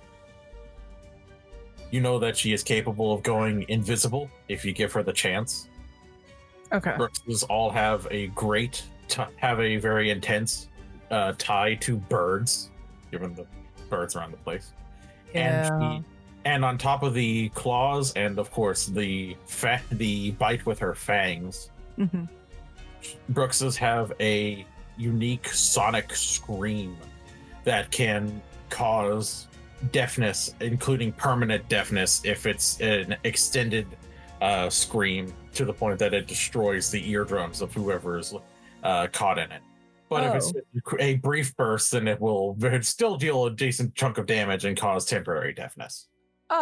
Awesome. Cool. Love that. So remember how I said I was going to wait for her to move then? Change of plans? Change of plans. Okay. We're going to raise hellfire on this woman. I'm spending my 8 vigor to do 8d6 worth of damage. And I will go ahead. You'll have to remind me how I doing this. Do I roll my spell casting? Yes, it is a spellcasting roll again, and it would be against her dodge roll, but she is currently focused on her main prey at the moment. Awesome. We love this.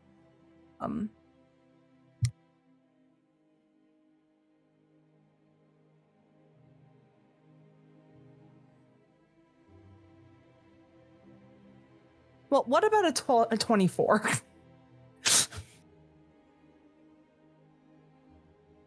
You got her. All right, cool. All right, so I think that's how I do it. 31 damage. Oh, she. And because she has susceptibility to fire, that deals more.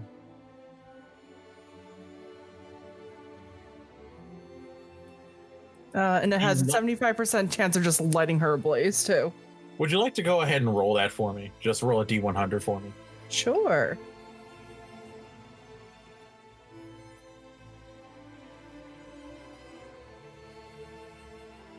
$64. She's caught on fire. She lets off an intense, ear-piercing scream that I would like everyone to, including Irileth, to go ahead and roll me dodge.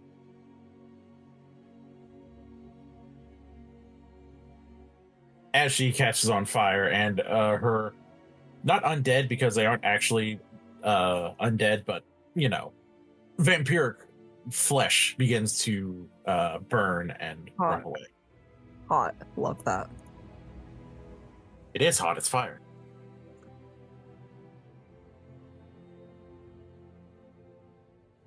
Excellent, excellent. And Irileth.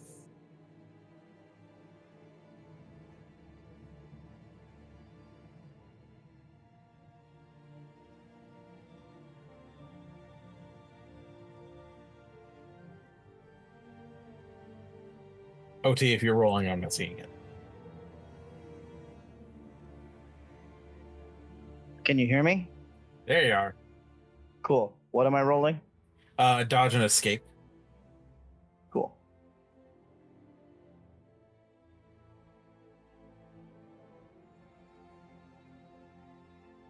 $19. Alrighty. So, on the plus side, Brynnhilder and Irileth managed to sort of duck behind something to avoid taking this full sonic blast as it just splinters so many things surrounding the Bruxa. Unfortunately, Nienna is not quite fast enough given the transformation appearing before her eyes, and then suddenly the monster is on fire and screaming at the top of her lungs. Now can I shoot it? You may. Nienna, you take 21 points of damage.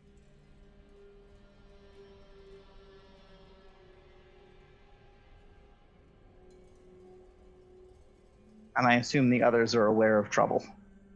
Yep, and if nothing else, they would be aware of the fact that there was a sonic scream happening to wake them up. Yes.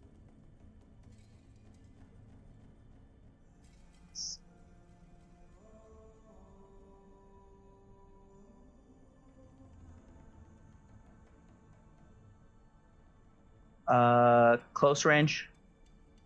I would say you're in close range. Yes.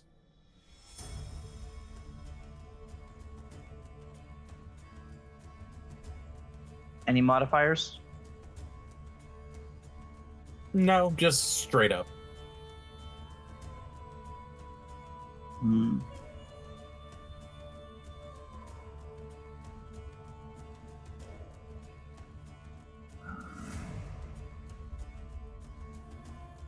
I'm gonna use luck. Okie dokie. Forget if there's a fast way to do that or if I just re-roll. Just reroll.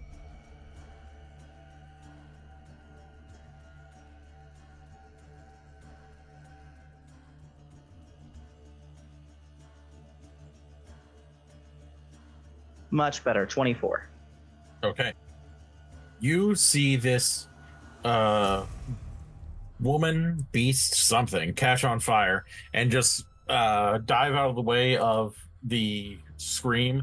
And as you're standing up, you're you're bringing an arrow to bear, and you fire.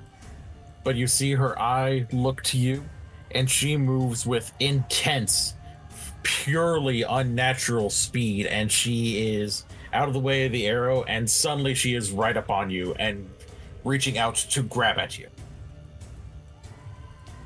Shit. I would like everyone to go ahead and roll me reflex for initiative, including Siegryn and Fenix. It's just going to be a D10 plus your reflex as opposed to clicking reflex itself. All right. Well, 12. Okay, let's see. 12 for Irileth and 19 for Nienna. Also, Nienna, if you're talking, we're not hearing you. No, I wasn't talking. There wasn't really any time for it, so. Fair enough. 11 for Siegryn, a 17 for Fenix, and a 15 for Brynnhilder. Fantastic.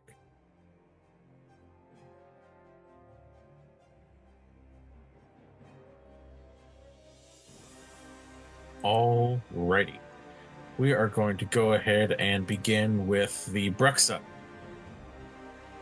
who is reaching out to grip at Irileth with a vile grin, even as her flesh is still aflame. You'll not get in the way of me and my meal, little man. The Elder's blood shall be what pours down my veins. And she is just going to work to toss Irileth like a ragdoll. So I will take a dodge and escape from Irileth, please. Cool.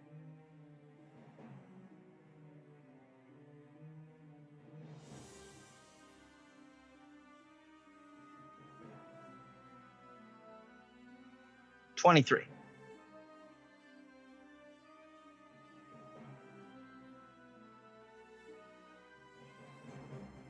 You manage to get out of the way of the initial lunge, but then you feel her claws sink into your back, and she tosses you off the stairs, and you end up on your back as crashing through a table. Shit.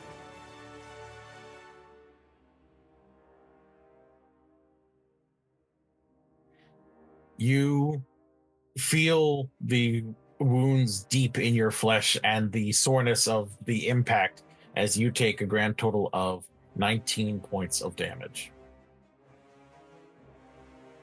All right.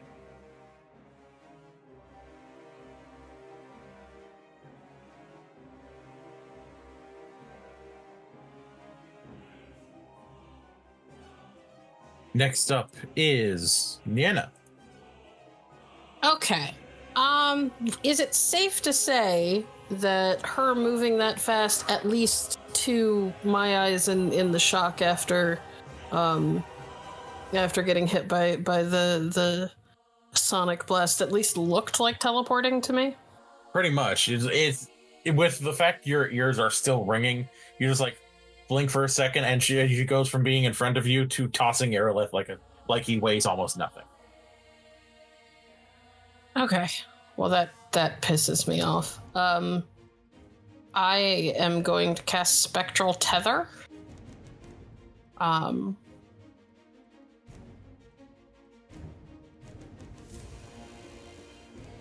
So I'm gonna roll spellcasting.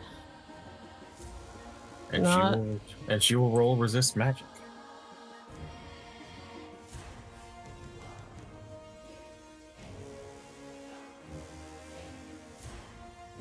+2.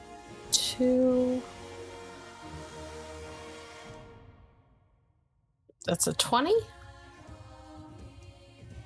I will let you know right now. You can re-roll to try to get it, or you can spend 5 luck to get it. I don't have enough luck, so.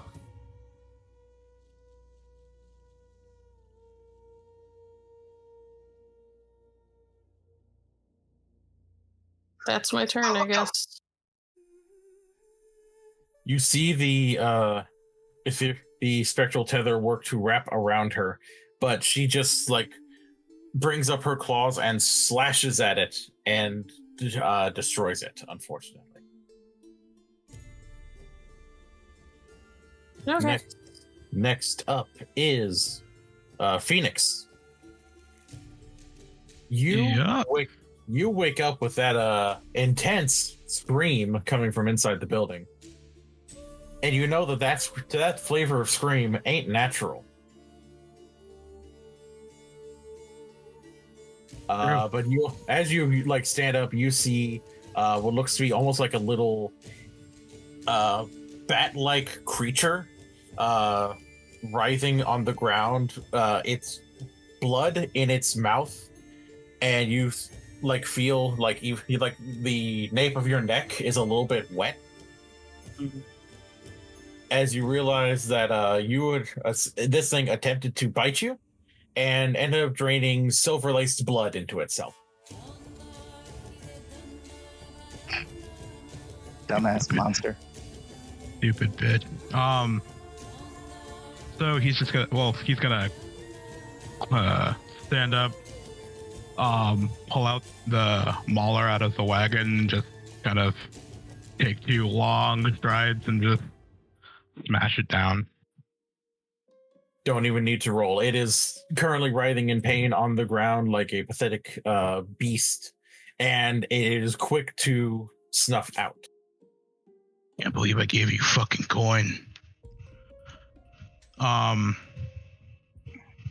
Just gonna wince at it. I gotta crack his neck and like wipe the blood off his neck before. What I really appreciate with this character is that he's actually slow as fuck. at least when he's human. But he's gonna lope as quickly as he can through the inside. Got long legs though. Alrighty.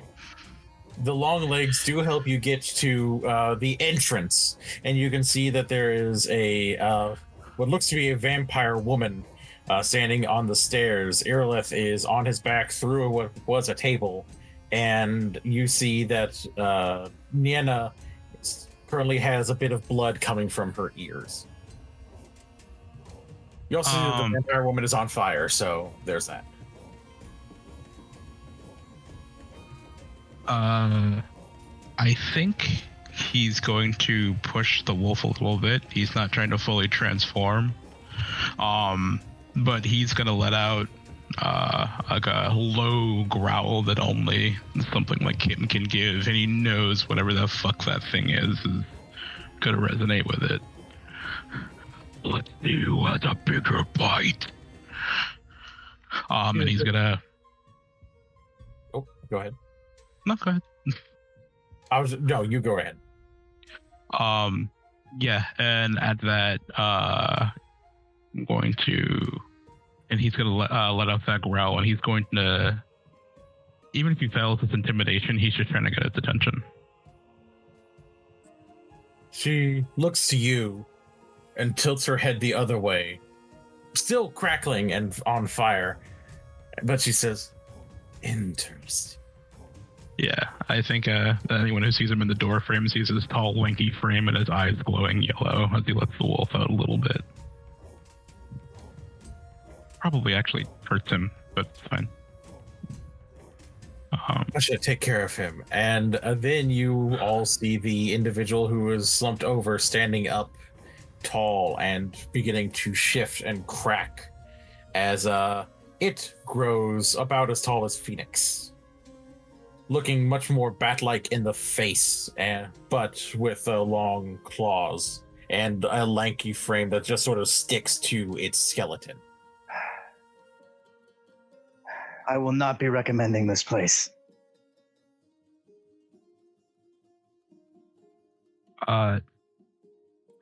Before I just end what I'm doing, should I roll to take damage for letting the wolf out?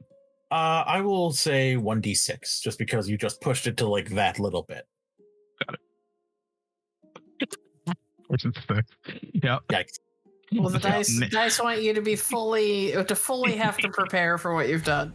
For this, you will pay a terrible price. Yep. But yeah, cool. That's my turn. Alrighty. And Brynnhilder, you look over and you see that that the being that was slumped over is now growing to a full form. And with your previous roll for vampiric knowledge about monsters, this thing is a catacan. It's another flavor of lesser vampire, usually less tricksy than a Bruxa, but still able to change its shape a little bit and be basically invisible to magical scanning without a lot of focus put into it. Awesome. Can you do the catacan? Yes, we catacan. Oh God. I'm sorry, I couldn't.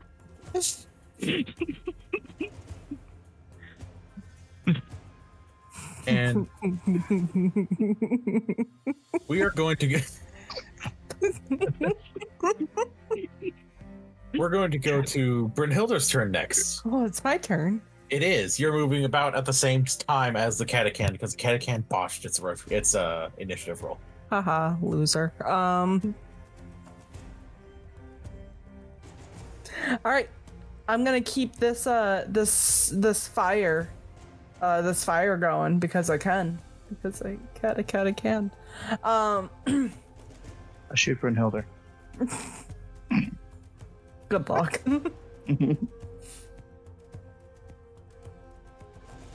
So I will spend 4 to maintain the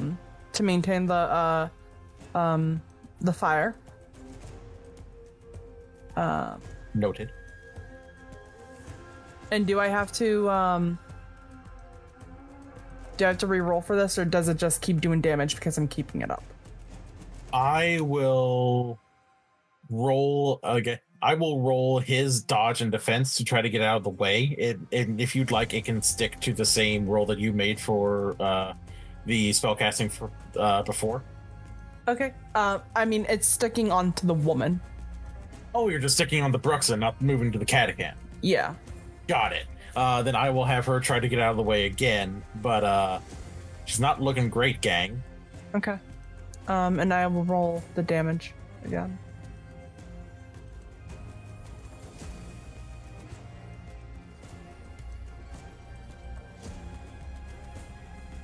Just in case she manages to.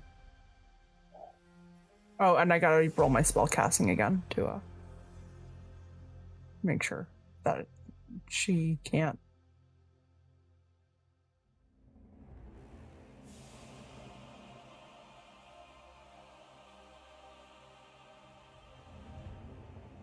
Pretty girl's gotta be 21. Okay.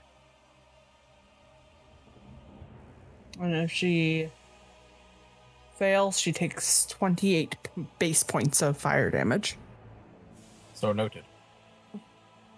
You redirect the stream up towards the stairs.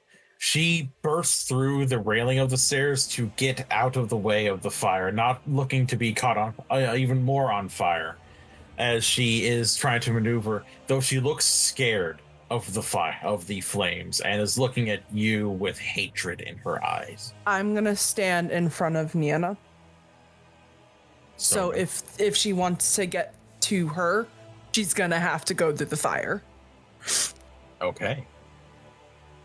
The Catacan is going to, with its own intense supernatural speed, rush at Fenix and work to basically just barrel into him with claws. Oh, do I contest this stream? I want to contest it. I contest it. You can contest it with dodging, or if you've got something else in mind, I'm all ears. Oh, if he's trying to bull rush me, I'm gonna suplex the fuck out of this dude. I will let you do a brawling roll instead. Do it. Let's go. Here, bitch. By God. Oh, by God.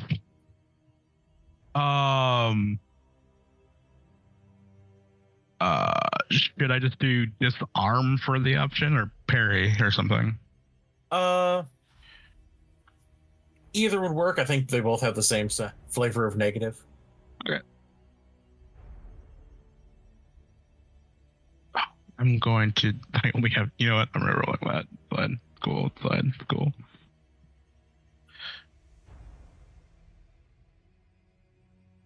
$20. So as he just lunges at you with his long arms extended to try to sweep at you with as much force as possible, you step into it and grab at his body, basically making so that his long reach is a disadvantage, and you're able to throw your body back and work to bring him down to the ground. Go ahead and... How do I want to do damage for this? I'll say go ahead and give me a roll of... Let's go ahead and call it 3d6 plus your body modifier, which I believe is a +4 for all your melee damage. Yeah, bonus melee damage is +4 for your body. Noise. You do. I got a 1 and a 6. Yeah, that's 13 damage. Alrighty. It impacts into the ground and just lets off as it just gets the wind knocked out of it so unexpectedly, and it will try to bring a claw down to rake across your back at a negative because it's so just confused as to what the fuck just happened. Black City, bitch. If you'd like to go ahead and give me a roll of dodge. Got it.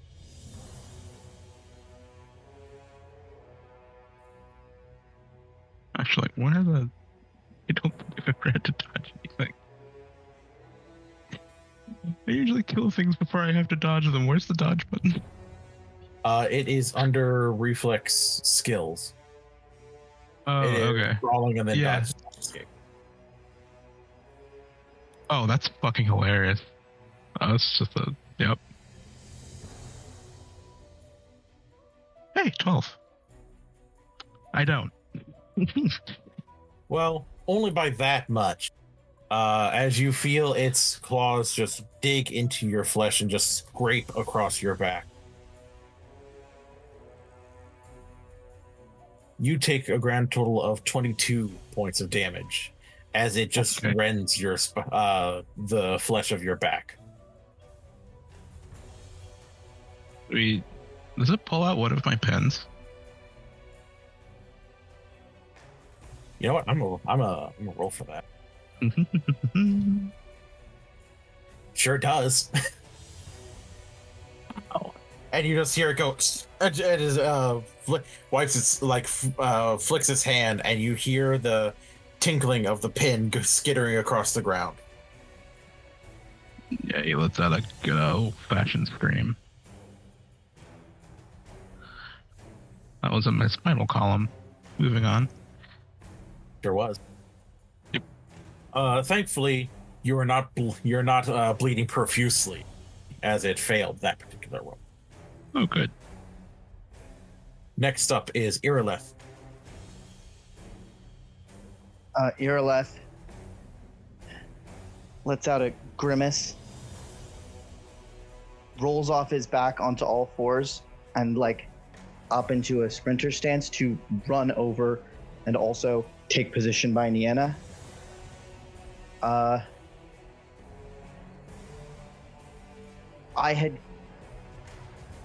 He's only wearing pants right now because reasons we'll get into later, but reaches down to his ankle where the sheath always remains and pulls out a silver dagger. Then to Nienna, hey, she said elder blood. Yes, dear. Stay I heard safe. her. All right. All right. And I'm just gonna basically wait for an attack. And when one of them comes over here, I'm gonna stab it with my knife. Alrighty. Siegryn. That's me. Hi. So what am I picking up a lot to? of shit. To a lot of the sounds of screaming and fire and bloodshed. Cool. All right. I'm gonna say she's rolling out just saying, "Oh fuck! Oh fuck! Oh fuck!" Barely manages to get even mildly modest. So she basically throws on her skirt and maybe her jacket before she grabs Render and rides out into the hallway. What does she see from there? Getting to the hallway and at the top of the steps, you can see a constant stream of fire erupting from Brynnhilder's hand as she holds the sign of Igni. You can see that Fenix has pinned what looks to be some sort of weird, tall, bat-like creature to the floor and is currently getting clawed at by said creature. Irileth is only in his pants, with a dagger in hand. Nienna is currently bleeding from her ears and looking quite beat up and tired. And the very beautiful bartender lady looks to be a walking corpse that is currently on fire and looking like she's trying to get some sort of way to Nienna without having to go through the fire again. Fantastic. We're gonna go with the more disadvantaged option here. Where exactly is Batman and friggin' Fenix currently located? Are they at the bottom of the steps or higher up?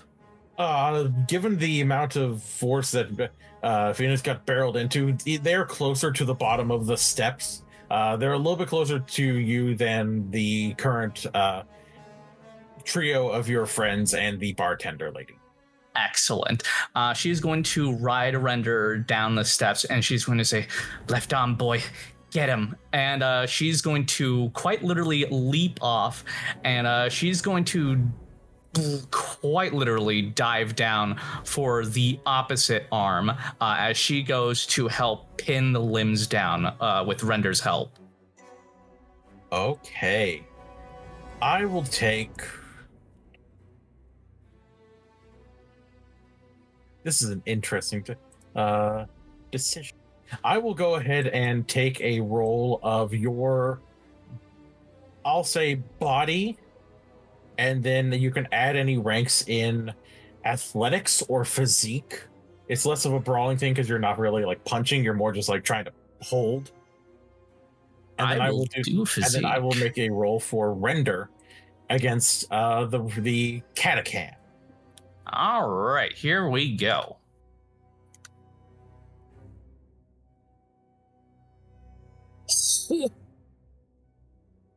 Well then. What in the fuck? It's fucking WWE night, motherfuckers. I'm telling you. Wolves have the craziest fucking luck on HHS shows. It's fucking Gozer all over again. So, this is a dog channel. Hey, you're right. You're right. The Catacan, a blood-sucking vampiric creature of immense power, is currently pinned by a blacksmith werewolf, but it doesn't know that at the moment. A dwarf and a wolf that are keeping its arms pinned as it is just trying to kick furiously and is unable to escape the hold. Render beat its athletics by 1, and you beat its athletics handily. Nice. So it is completely at the mercy of the 3 of you. Let's fucking go. Fucking teamwork, y'all. And now we are back to the top with the Brooksa. Come and get it. She is going to look at the fire as she is working to pat the fire all over her out. And she's just looking at the 3 of you, looking at the Catacan, looking at the window, and then back. Pray for another time. I have your scent now, Elder Blood. And she is busting out the window and running into the night. Can I respond to throw my knife after her? Just to clarify, before you do that, but clarify something. I was in the doorway when he barreled into me. Yes. Okay, just making sure she's not running towards the 3 of us currently on top of her ally. Like that's not what's happening. Yeah, no, she jumped out of a different window. Okay, cool. Sorry. Thank you. Yep. All right. Could I throw a ball of fire since I was I was in the order after her? Yep, I will allow.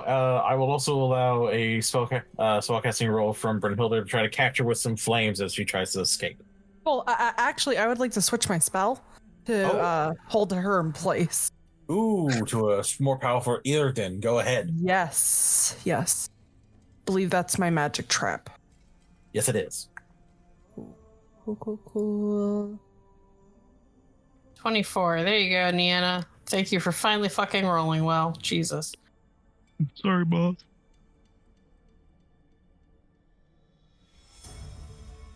16 damage if she doesn't dodge it, so. Okie dokie.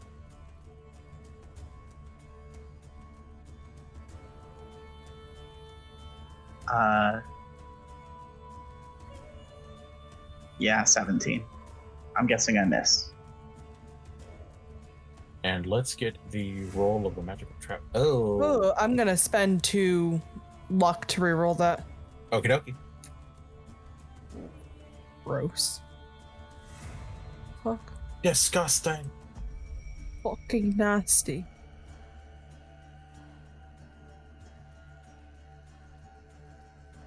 Jesus Christ. Would you like to do it again? Yeah, I'll try again. Spend my last couple points to see if this Dice seem intent on a recurring villain. Oh, there we go. There you go. Never mind. 34. Wow. That's a crit. And it does damage too. So and it does 3d6 damage.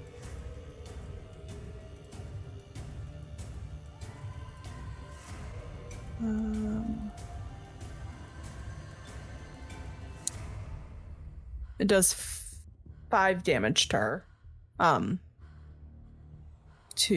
To hold her in place. So the actual blast of the magic does prevent her from moving, and then she just has enough time to turn her head and show absolute terror in her eyes. As first the dagger sinks into her, and then the fireball, as well as what's left of the fire from the fire stream, just ignite her and bring her low. You can just see her crumpling to the ground, just writhing in agony and screaming, not as loud as before, not the full Bruxa scream, but still quite loudly, before she is still. Can I go in with my magic, with my silver sword, and just her head? I would say yes, you absolutely can. Okay. That would be your turn, making sure that she's dead. Yeah. Cool.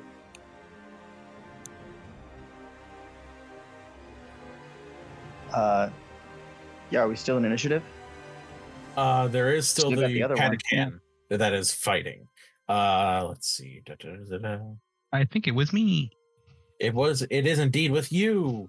Let's see. Nienna did her attack. Fireball. Nienna, if you would like to spend some stamina to get another action, you can, or we can just move on to Fenix. No, Nienna's like down to single digits for stamina, so she's unsteady on her feet at this point. I think she could, however, drop her 2 daggers and kind of nudge them over to where Fenix and Siegryn are. I would say that you can absolutely go Is ahead. that like a free action? And yeah, just drop them and like kick them or like push them to scatter across the ground towards them. Yep, that's what she'll do, because she's got 2 silver daggers that Fenix made for her, so. Alrighty. Fenix, Yeah. you got this bitch held down. It clawed at you, but there's also now a silver dagger at your side. Oh, he's got his mauler. That's true. You also got the big old hammer, but you can leave those silver daggers for Siegryn. Well, still, Siegryn. Oh, yes. How do I do this? He's held down. He'll turn to Siegryn ever so briefly with the blood from his back, like running down into his face, I guess, because he's bent over this dude. You might want to cover your eyes. And he's gonna get to his knees and he's just gonna start beating the shit out of this thing. Hammer to head as hard as he fucking can. He's gonna like hold it like closer to the hammerhead so it's more like his actual blacksmithing hammer. Grab it by the face and then just start going at it like it's a fucking anvil. Okie dokie. Yes. Go ahead and give me the roll. I'm guessing you're going to be making a strong attack with this. Okay. Okay. Go ahead and make the attack roll for it. This is buttoned out. Yeah. And then strong strike.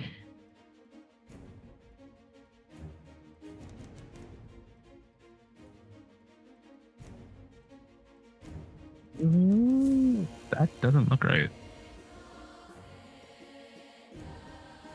What is minus? It does not look like it's including your reflex. It just looks like it's either that's not including your reflex or it's not including your ranks for the weapon. Your skill. It's missing something. Right. Okay. Then I'm just gonna roll brawl because that's what we said we're brawling. There we go. Yep. Trick. 3.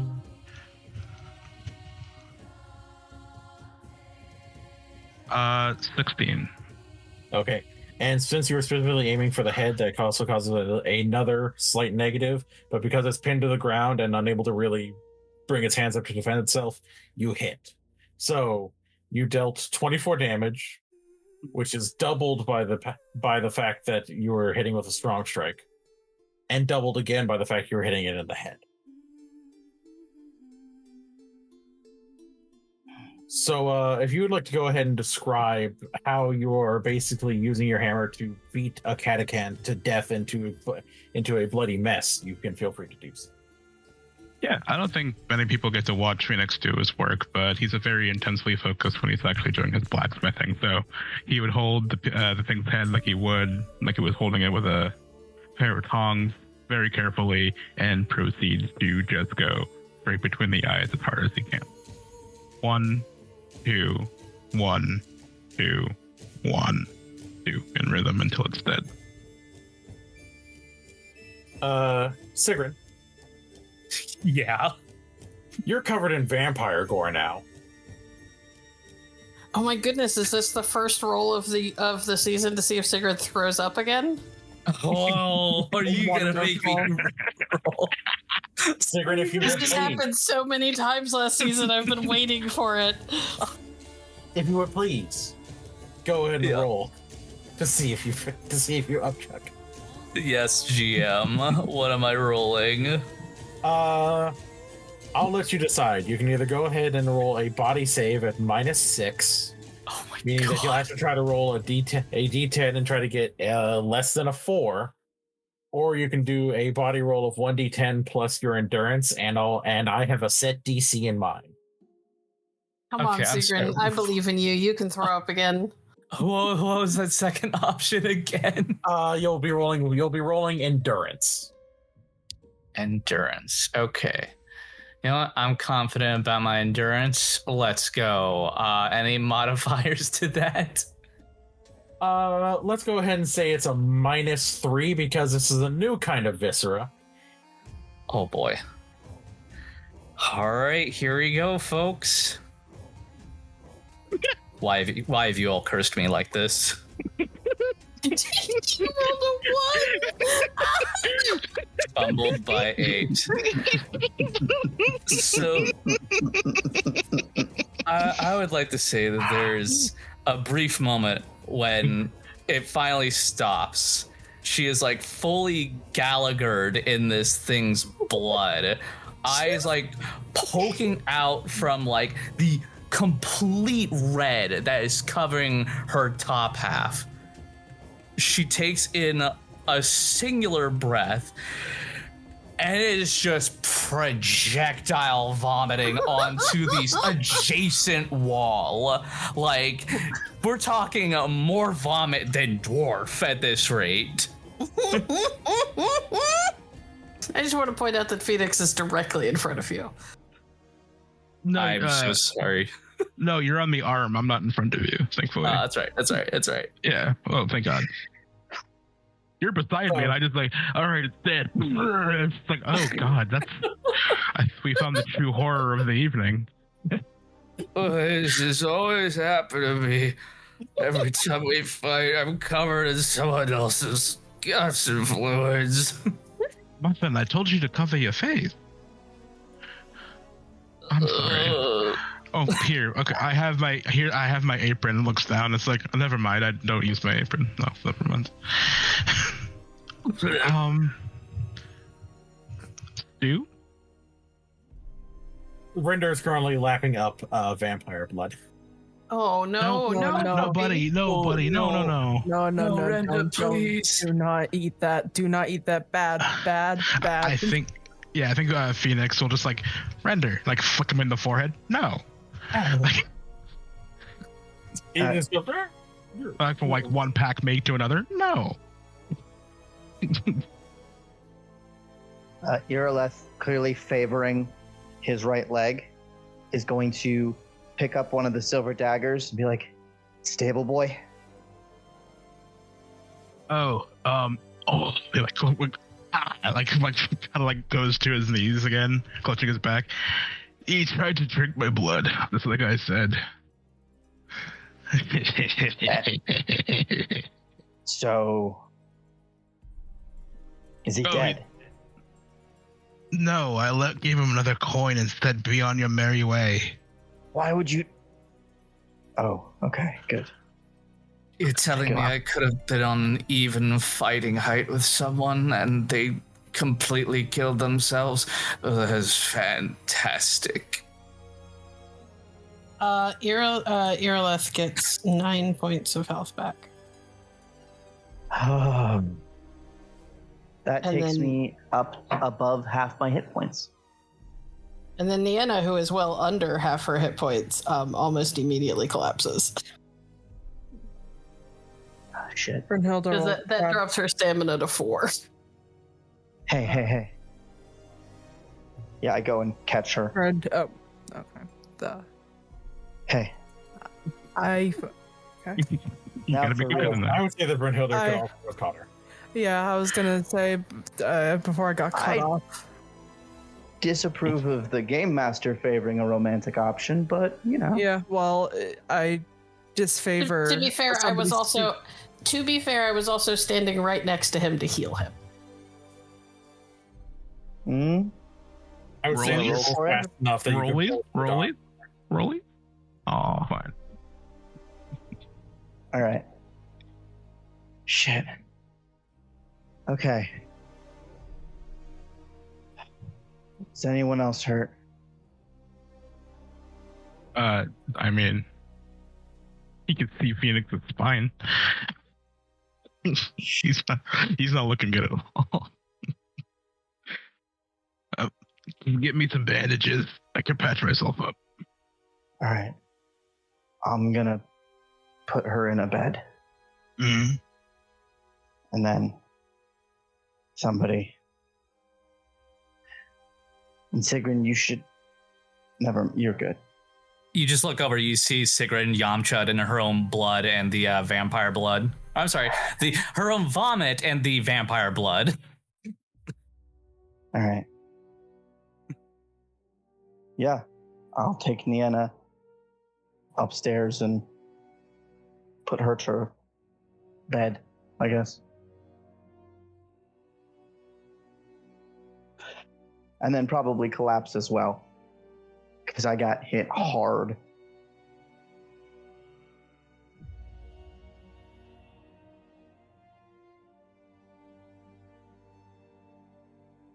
Alrighty. That leaves Siegryn, who is currently just wallowing in pain and suffering a little bit. And then there is Fenix and Brynnhilder still down in the main room where the smoldering Bruxa and the what's left of the corpse of the Catacan.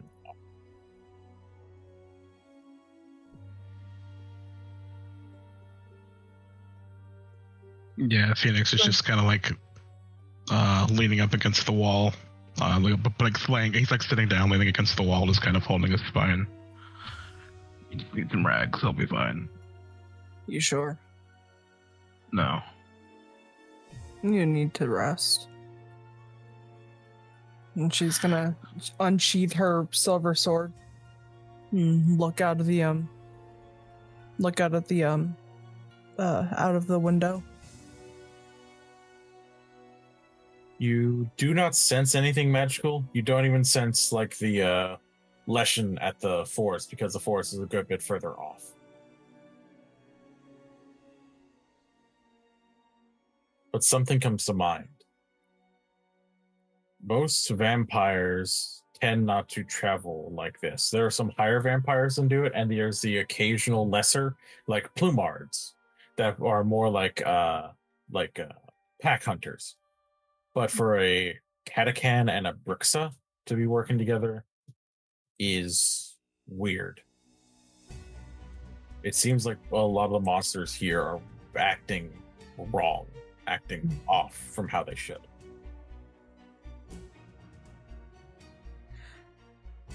Listen. Yeah. There's something off. I'm gonna go investigate. Where? If I'm not back by tomorrow, you guys keep heading to town. We're not in any condition to just head off, and we can't back you up.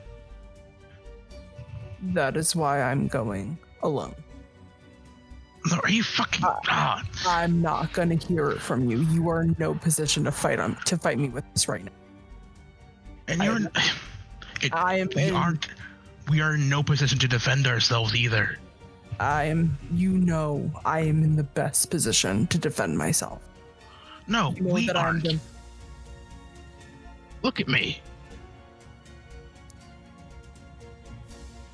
That's why I need to see what's going on. Uh, You guys need to focus on getting to town. There's something not right. And I don't know what it is. Don't make me pull these out. It's the only way we're gonna have a chance. Don't make me do that. Brynnhilder, I'm sorry. you'll come back alive. Yes. I'll be back. Good. I'll meet you. If you don't, I'll suplex your body or die trying. You gotta find me first.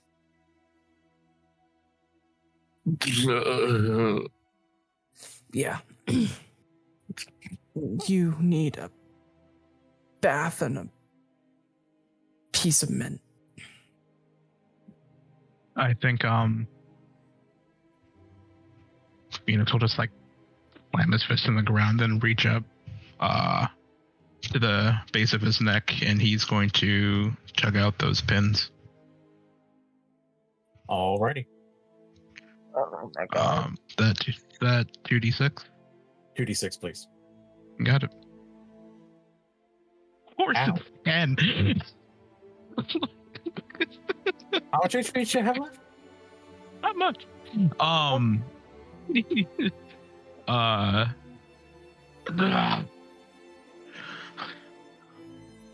Oh.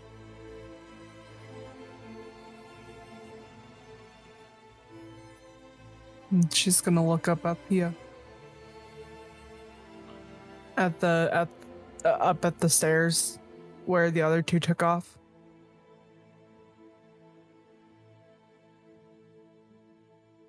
And then she's just gonna turn around and walk out the door.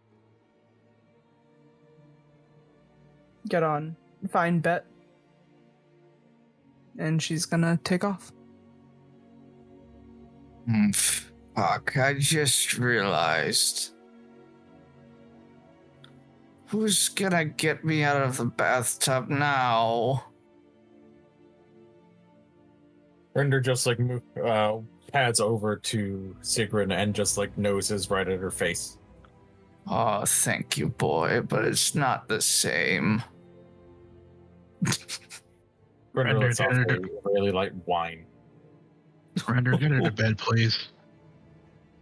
And thus Render will work to drag Siegryn out of the mess and off to a warm, clean bed.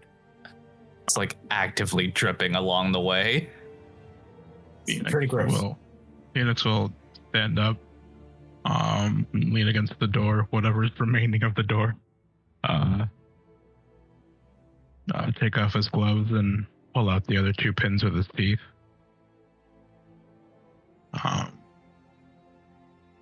Do this again. Yeah.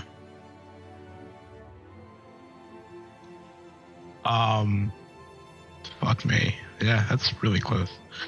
And as the blood pours out of all of his new holes, including the scars at his back, you will take off his shirt and start pulling it into strips to do some first aid on himself if I'm allowed to. You can absolutely go ahead and roll first aid for me. Sweet. 24.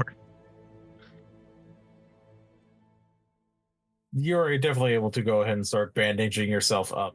And now that the pins are out, your own natural werewolf regeneration should make very easy work of these wounds. Fucking bitch.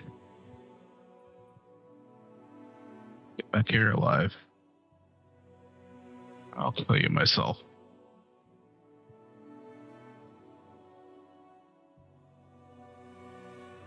As you...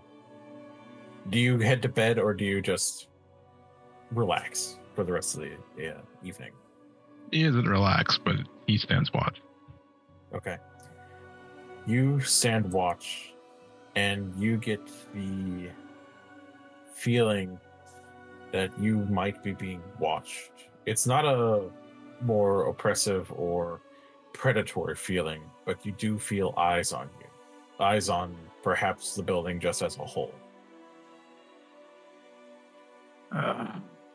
Fuck. It's more of an instinct than any actual sense. The only smell you get is the scent of all the blood and the smell of the burnt bruxa, as well as you find out with your nose leading you, the smell of the travelers that have been drained and kept in the basement. Their scent masked by all manner of herbs.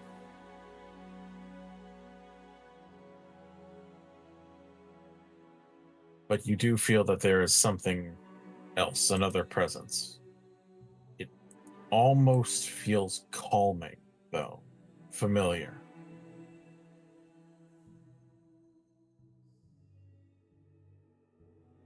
Doctor? There is no response to you saying that name.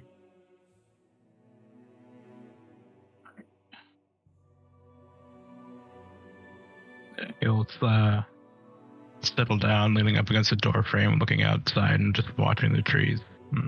You stand watch. All right. For those of you who do pass out, your sleep is blissfully dreamless. It's just an empty void that you dive into. That you let your mind finally rest within and not have to feel anything, worry about anything, to just be nothing for a few hours. Oh, goodness. And that is where we are going to end for the night.